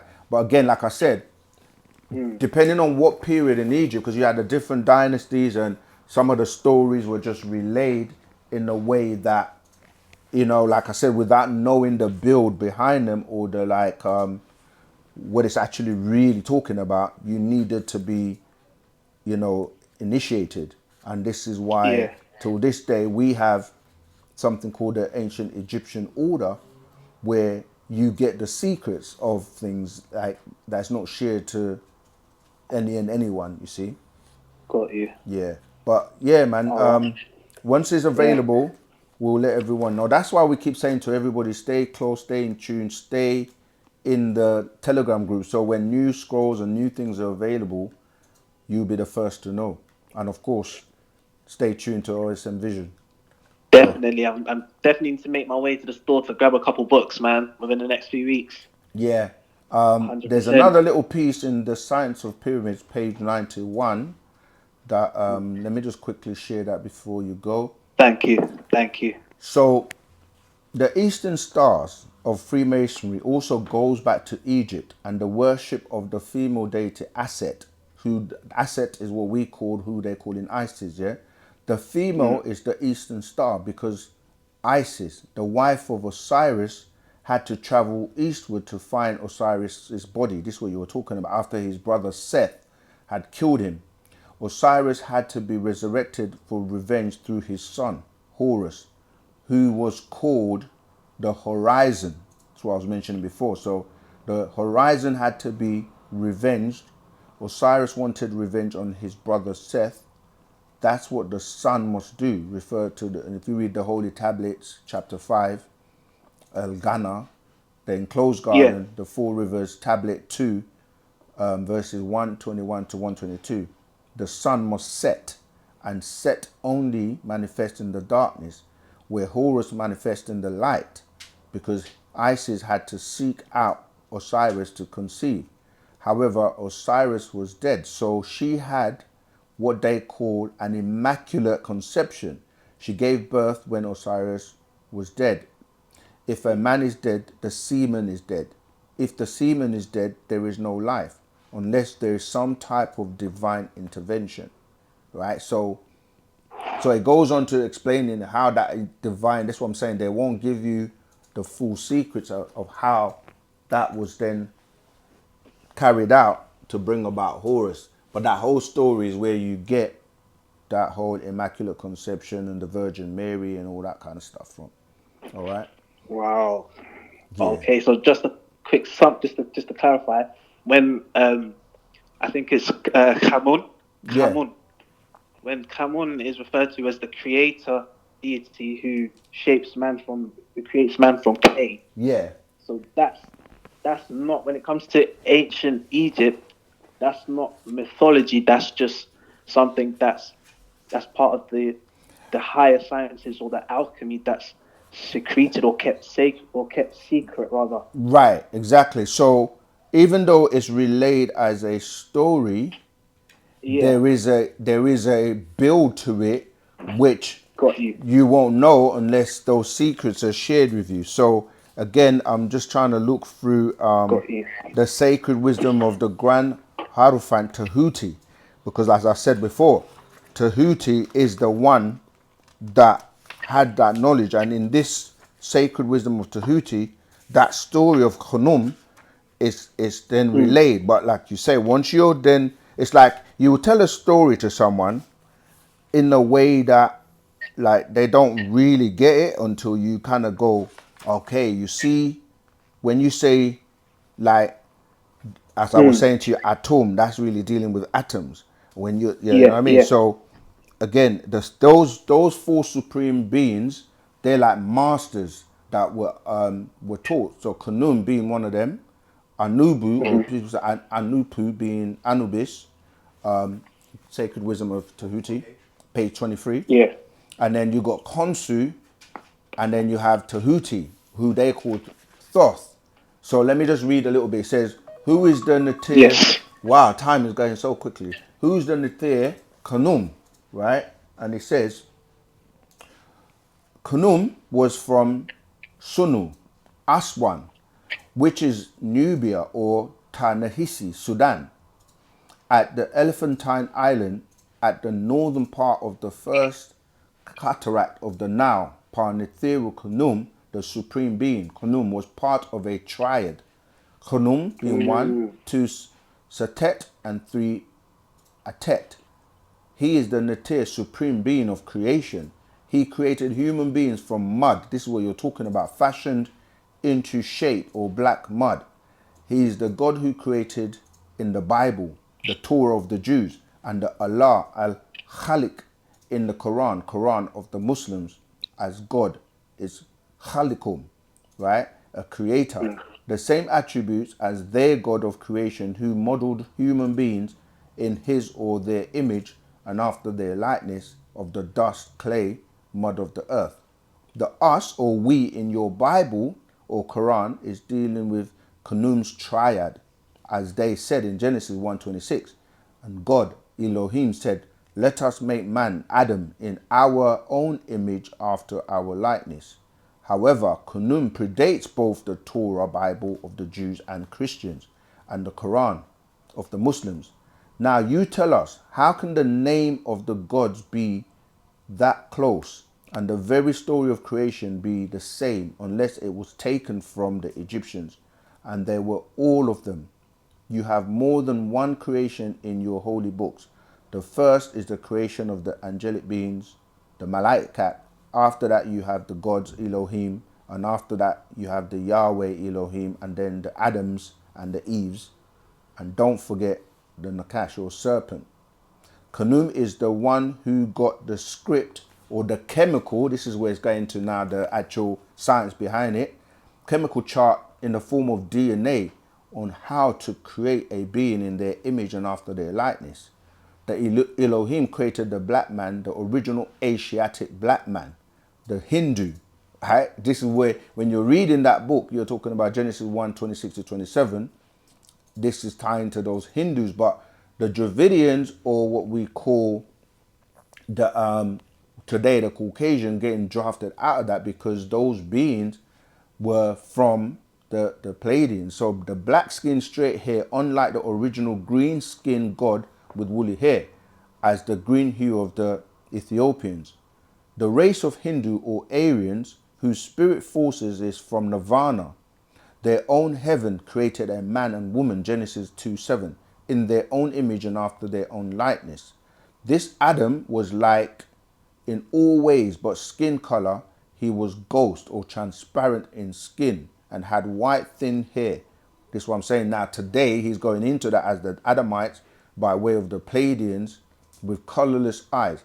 He was evil by nature. From this seed was also born the blonde, yellow-haired, blue-eyed six-ether beings, who has more than transparent skin, but has an infectious disease called leprosy, cursed seed of Canaan, Genesis 9:2, Leviticus 13 and 14. All this was began by the four higher races of the beings, the Natiru in Egypt, 2, the Anunnaki of Sumer, 3, the Nomos of Mali, and 4, the Elul in the heavens, altogether called the Natirat, the gods, the supreme beings, right? The Negro race is the sons and daughters of these gods, and as such, they are also gods, the children of the Most High.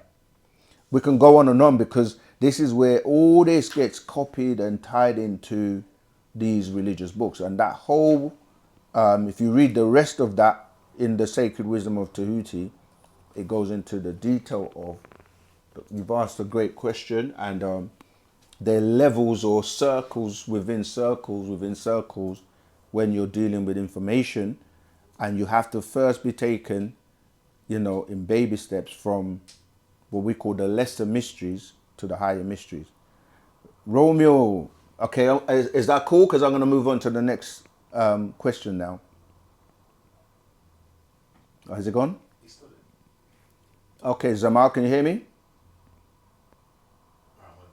Okay, cool. I know, I see we got more love, right? Showing us more Romeo. Is that Stallone? I hope I'm pronouncing that properly. Yeah, I appreciate love your donation.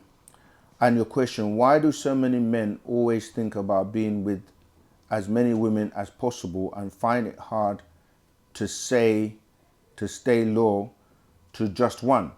That's because of religious teachings. Because again, all of these practices, if you look at the monotheistic religions, they teach this. Like, Abraham had more than one wife, Sarah, Hagar, Keturah. You had Solomon, you had, in Islam, they say have 4 wives and as many concubines as you can support. All of this goes back into the whole thing about if you're worthy, you're going to go to heaven and get, maidens, virgins and all that kind of stuff. So they promote this type of behavior. And of course, when you look at the Luciferians and the children of the devil, what they promote is that using the media and so forth to the point where the mixing of fluids causes mental health and a lot of problems within beings because of the mixing of the different DNA. However, obviously in our culture, there is a proper way of doing this and how you should do it, and there is a science to it. There is a man shortage anyway at the moment, and in our ancient cultures where they get everything from, it was done properly. So that again is something that is broken down in that the Lotus of Life, or the Gospel of Yanun on the Sacred Feminine, which we encourage both males and females to read. So yeah, because when it's not done properly, then what people do, because naturally males were designed to reproduce and to have offspring. This is why a male has so much sperm, and whereas females after a certain period they actually get menopause, and then they kind of have to stop. But what we're saying is being abused today. the proper way was more about preserving the legacy and the genetics of our offspring. But today, when it's not done properly, what people do is they lie and they cheat and they sneak around, and it's easier to be in a controlled environment, knowing who everyone is with, than to pretend to be with one person, but then you're sneaking around and you can bring diseases and all kinds of stuff to the female. And the female is the record keeper because she has the mitochondrial DNA that helps to be passed on from offspring, female to female. The male has also got mitochondria, but it is just not passed from offspring to offspring. So when you look at the sperm, which looks like a tadpole, the bit that is the tail, that gets what's the best word to? It doesn't get passed on, whereas with the female she does. So in knowing, that's why culture is so important. In Wu-Sabat we have a culture that gives you every aspect of how you should live, and that's known as Patarak. And things are done with a scientific and approach, and in terms of health and safety, etc., etc. So yeah, they find it hard to stay low because when it's done properly, you don't need to creep and sneak around and all of that stuff. All right. Miss A, I love this Q&A. I usually have good questions till a live comes on, but the questions asked are really didn't need to. Thank you for the knowledge that makes sense. Thank you for that too, Miss A. Right, let me go back and catch up. There are, I saw a comment that I wanted to address. Why not are they allowing us to know the truth? No, it's not that they're allowing you. We are waking up because the time period has come where you were programmed. I'm referring to the question by Felicia Rivera. And Brent James, the Quran is the total sum of all divine books. It sounds nice. You can talk, and there's you don't have an original Quran. There's no such thing as an original Quran. And you should watch some of our OSM videos when I speak to Muslims that make such claims. So yeah, that whole, the Quran's 1400 years old. It's a baby in comparison to older cultures that have been around much longer. There's nothing in the Quran that you can't find in older scriptures. And the Quran was only sent to a specific tribe, the Quraysh tribe, which is where the Prophet Muhammad, the real one, because there was a fake one as well. Oh, you got your hand up? Yeah. Okay. Yeah. Go for it. It's just a voice note, Yeah. I'm just trying to get through so many quickly because I can see we only got like 25 minutes left. Yes, greetings. A question. How were the pyramids built? And what was the main use of the pyramids? Wow. Yeah. Like I said, listen, that's kind of, I touched on this. This book came out in the 90s. It's called The Science of the Pyramid. It goes into great detail why the pyramids were built. The pyramids had many uses. I'm only going to touch on a few, and they're only now starting to uncover, not discover, because everything is laid out by our ancestors for them to find when they find it, because there's a bigger plan to everything, right? So what people are calling the pyramids, the first original pyramid is your nose. You may not realize, if you look at your nose, that's a pyramid, because that ties into what we just read about the breath, because that's what keeps you alive and ties into who you are as the original supreme beings. The pyramids were used as schools to teach what I was saying to you before, the Egyptian mysteries that everyone came to Egypt to learn. This is why all their prophets, all their main characters in the Bible, Quran, and so on came to Egypt. Abraham went to Egypt. Moses was born in Egypt. Jesus went to Egypt. They're all tied to Egypt because Egypt is real, and they can find evidence in Egypt. They can't find the remains of any of these people to say they even ever existed. That's because they're copies of stories from ancient Egypt. The pyramids were used as charging devices for the extraterrestrial craft. They show you this in the movie called Stargate. If you go back and watch Stargate, the crafts would go on top of the pyramid because it emitted standard columnar waves, which is known as tachyon or tachyon energy. They were very advanced and used for many things. The pyramids were actually right in the center of the landmass of the planet. Okay, the stones, as you know, they're composed of. I'm talking about the ones in Giza. They're pyramids all over the planet, even more in Egypt than they are in Sudan than they are in Egypt in Giza.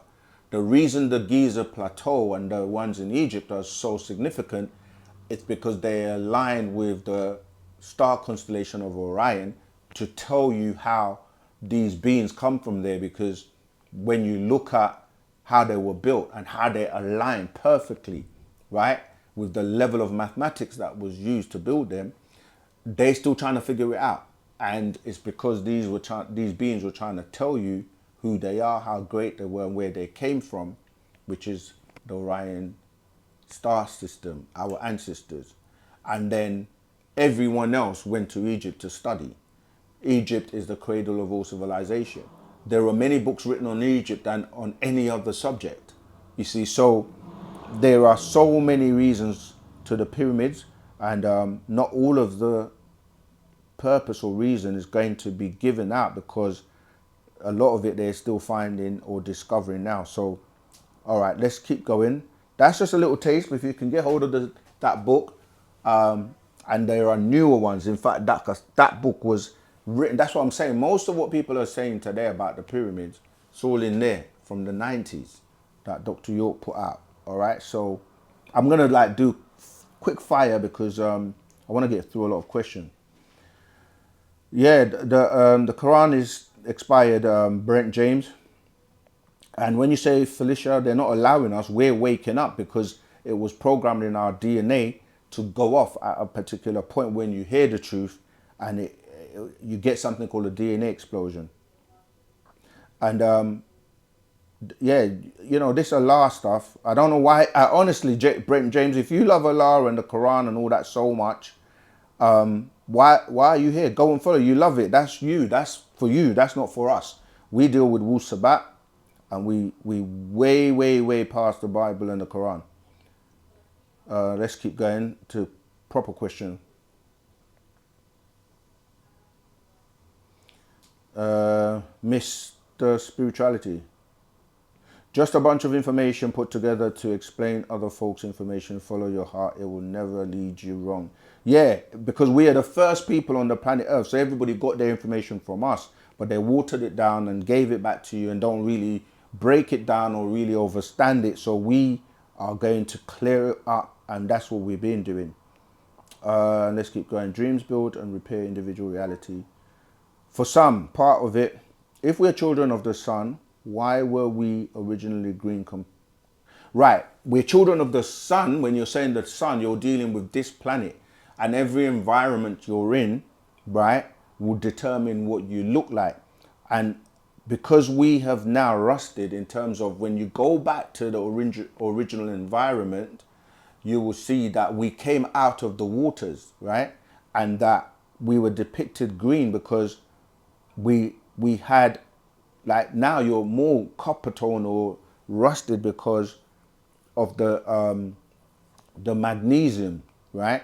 Because the oxidization comes by way of the loss of, like we said, like go and study, like if you were in another environment where you had 3 suns, for example, like the planet Risk, you're gonna have a different makeup in terms of your composition, because everybody's composition is based on the elements where they are. So if you were in the waters, you will adapt. Like we were in the waters, had scales and gills, and were able to breathe in water. We are still actually in an aquarium, right? We're like in a fish tank, because oxygen is a form of water.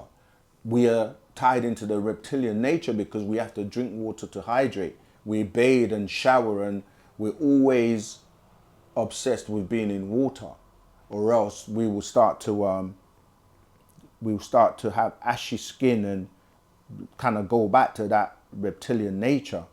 But obviously, we came onto land as amphibians, and now are still in water, but we call it the planet Earth. But there's less Earth, or what you're calling Earth, than water.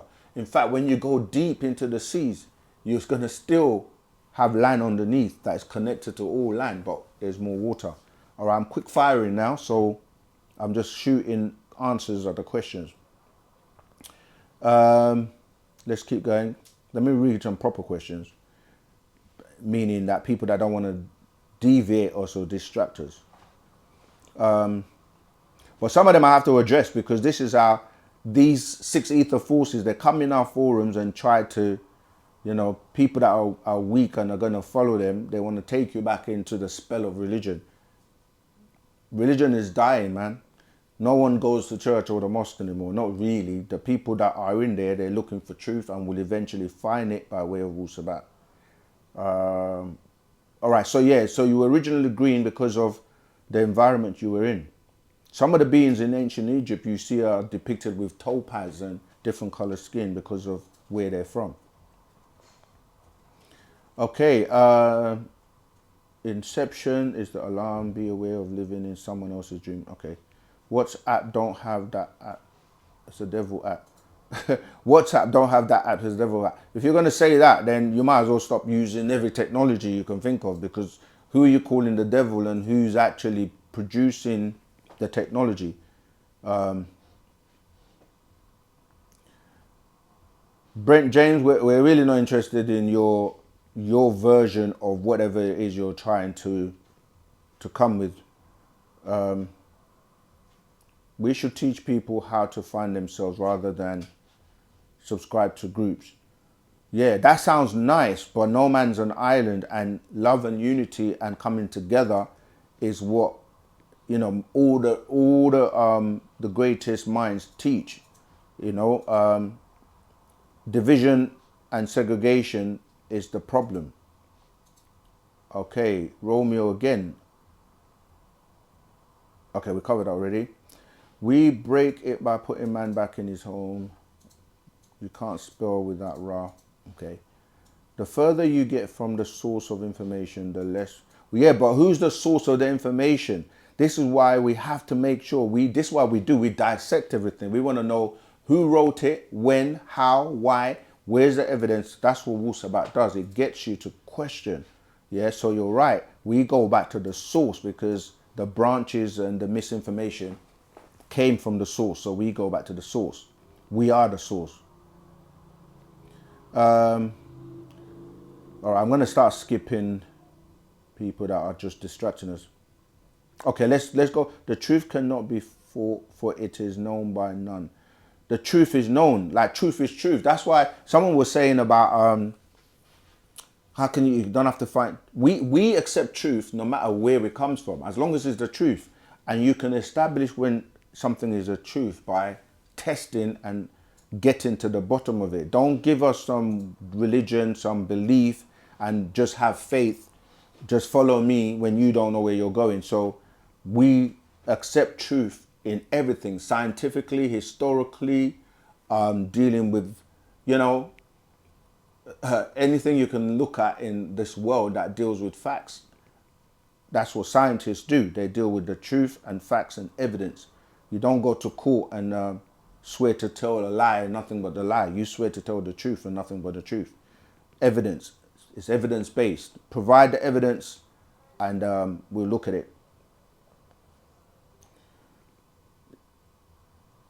You really have no clue, Brent James, about who Allah is. And I think if you really want to know, because right now you're just trying to preach and convert people. But like we say, we were the best Muslims you could think of. We've actually translated the Quran by way of Partner Babylon, the master teacher, word for word, and lived it and moved on from it, because it didn't help us. It's a Babylonian religion that was only sent to those people to help them.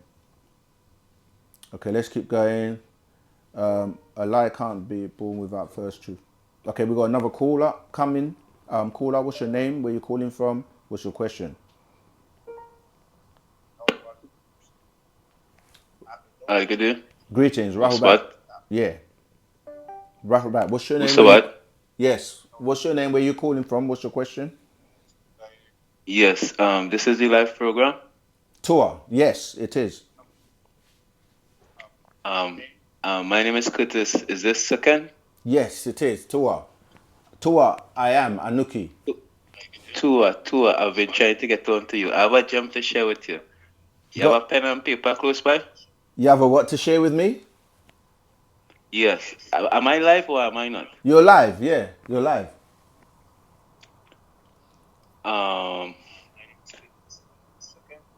But we're actually coming to like the last 20 or so minutes. So not even Yes. that. 10, 12 minutes. So yeah. It's about linguistics, and Yeah. if you have a pen, write down the vowels A-E-I-O-U -Y. I got All it. the rest are letters.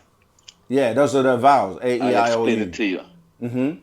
Now, in forming words, I always see you always stress on words have powers, and a lot of people don't understand like the depths this go. So I'll just start with even the word hello. Now the formula for this is all the vowels in a word, you're subtracting the latter vowel in the word that you're forming. All the rest are letters, which is consonants. You're removing the double, anything that double to each other. For instance, let us start with the word hello. H-E-L-L-O, you remove one of the L. Now in low, you just say, you reference low as direction.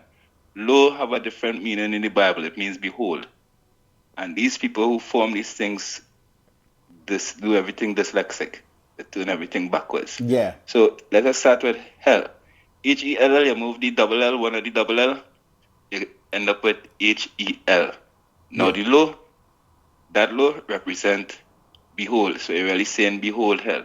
Let us even deal with the word God. Spell the word, it comes from ghost, and spell you say. Now let us deal with the formula. G-H-O-S-T is ghost. A-B-C-D-E-F-G. You remove the H because the H come after the G. Right? So you have G-O-S-T now. A-B-C-D-E-F-G-H-I-J-K-L-M-N-P-Q-R-S-T. You remove the T because the T after the S. So you end up with G-O-S. The word spell, S-P-E-L-L. It have a double L. You remove the L because it's two. You bring them together, you still end up with G-O-S-S-P-E-L. You remove the S again because they're bouncing up to each other, you get the word gospel. Religion, is to redo something. The word legion, they interchange one of the vowels, which the word will be legion, which represent a mass of people. Right. And it goes on and on and on, and it's very deep. It's very deep. That's why we say the spell, when you really study how that was put together, this is what we're saying. That's why we have our own language, because it deals with the vibration of the tones and how it is used to control people, because you're dealing with frequencies. Exactly. Yeah. So you could, I see Caucasians on TikTok and social media and YouTube and breaking down how, this is being put on us. And, the master started teaching us this when, like you said, when you study etymology, when you study the origins of the language. So it is a science. And that's why, people say every day, they say good morning, hello. And when you start to look at what it's saying and doing, it's so important to kind of get back to our own language. But yeah, because of time, we've only got, look at the time, 9:09, 21:21, which is 9:09. And we've got 9 minutes left, so we can try and answer some more questions. That kind of thank you very much for your time. Nicely, but that is the formula how the Yeah. words from the biblical. If you watch the word biblical, analyze, yeah, they even like use suffix and prefix for words. It have different formulas. Yeah. And the Bible, it come from the word biblical, and well, it could li Yeah. remove the letter vowel, as I say. Are you in our Telegram know, group? If you're not, the join word so that Genesis, it come from the word so gene. You use the same formula. yeah, we and then for have, the you know, word in our book as Genesis. well, we literally go into Okay. all of that. But yeah, if you're in the Telegram group, so you can share this with people, that would be great. And yeah, so, you know, because you can go into more detail, because at the moment, because it's, you know, coming to the last 8 minutes, I want to try and catch a few things. But I appreciate, love you for sharing that. But yeah, that's why when I explain about belief and believe, and like you can literally lie in the middle of the word, but people choose to ignore it. When you say ignorance, you're saying you're ignoring the facts. And when you start to go back to, you know, the whole way this English was put together and why it's the most predominant language, or shall I say dialect you Yeah, know, I just around say the I just world. wanted to share this because a lot of people keep doubting like words, you know, it's not that important, and everything was done deliberate. Yeah, exactly. It's So called programming. you understand? Yeah. All right. Tawuat. So Tawuat. thank you very much for your time. No problem. And Thank you. tak atiarafu.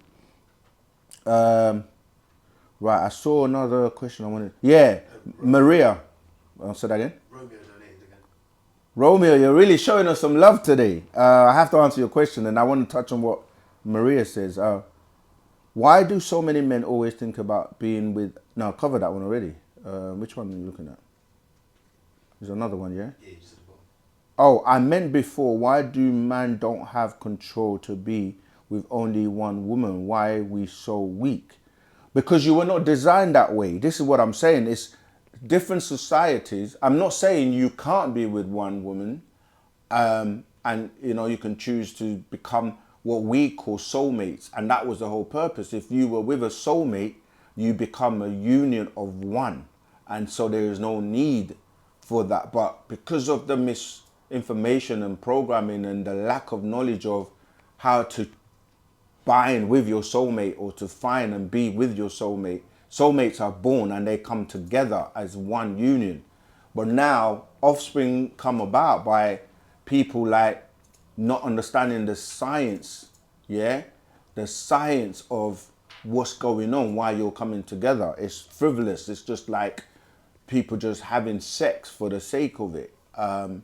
Again, we're not here to dictate and tell people what to do, but when you're dealing with what was the purpose of it and the purpose of procreation, the discipline comes with, you know, knowing why and energies and why, you know, you're doing what you do. So you're right that the Western world of the way it's been taught, and like how even when you watch movies, it's so funny because some movies they just meet somebody in a pub or in a bar or in a club, and it doesn't even take long, and then next minute they actually exchanging bodily fluids, and you don't know the person. So you're right that with the right discipline, that's why we keep saying that the younger generation, the new generation, they need to be taught properly about what it's for and the purpose. And this is why we always recommend for people to read that the Gospel of Yanun on the Sacred Feminine, because the Sacred Feminine knows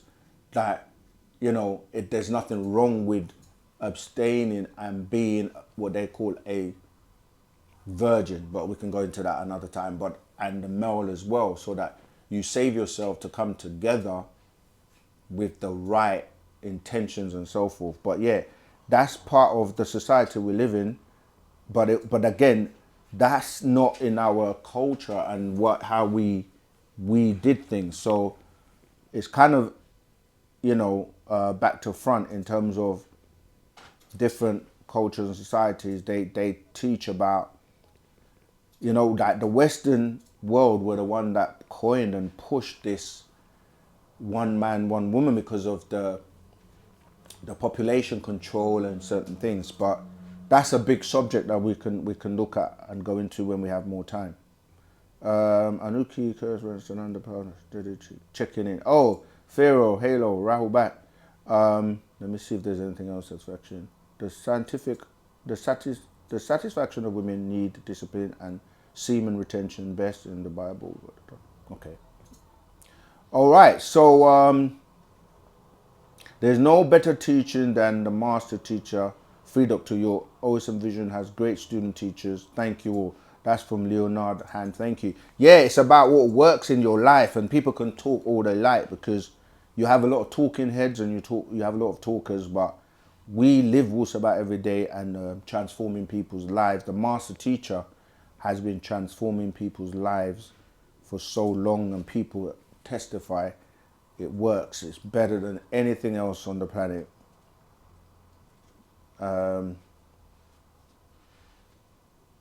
Okay, cool. Let's keep going. Every time I spend listening to the teaching of Master Teacher, I tend to have spiritual powers which make me time travel and know the future before it exists. Why is that so?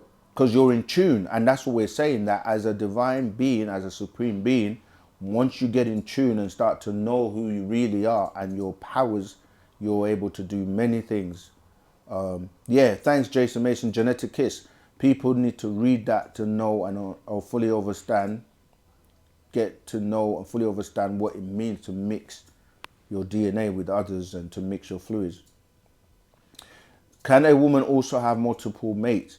This is from Life is a Blessing. A woman can, but not in our culture, and it's not of any benefit to her because of the effects of what happens. Because by taking on multiple men, you're taking in multiple DNA that actually has an effect on your brain and on your being. And just listen to stories of women who have done that in the past. A woman was not designed like that. When you look at the amount of sperm that one ejaculation produces, that's many children or many beings, whereas a woman can only literally have one child from one male at a time. Maybe twins, but you can't have 5 different children in your womb from 5 different men at the same time. That just shows you nature didn't plan it that way. Whereas a man can have 5 women having 5 children at the same time, because it was all about multiplying and, you know.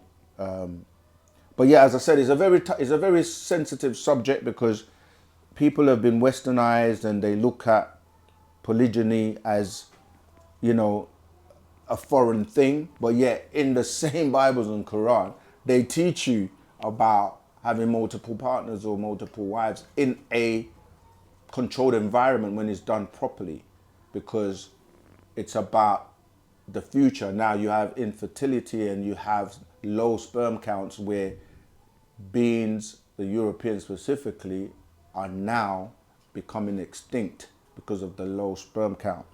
So yeah, I wanted to touch on Maria's points. Saw Altered Carbon on Netflix.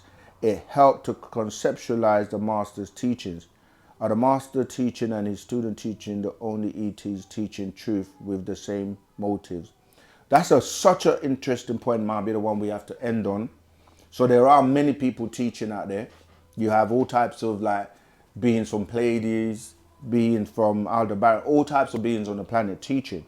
But no teacher, because even when you go to the galactical heavens, he is known as Yanun, the master of the heavens and earth. So different extraterrestrials have different agendas and motives. That's why it's important to align with those of your family and the ones that are teaching truth and not misinformation to take you to be on the menu to become food for the gods. I see you with your hand up. Okay, cool. So yeah, we're going to leave it there. Anyone whose question wasn't answered, unfortunately, we've run out of time. But we never run out of time because we carry on answering questions live on our Telegram group, which is posted in the chat. And we always encourage people to join the Telegram group. You'd be surprised how quickly you fast track your spiritual and conscious journey, because that's the question we get asked all the time. Which first book shall I read? How quickly and how much can I digest so much information? So I see Big Sister, because I haven't actually, I don't want you to feel like we've neglected you, and I see you're writing in all capitals, so that means you really want us to look at it. Rahul Bat Zamal, I've heard people say we asked to be here as a part of our soul's contract. Is there truth to that?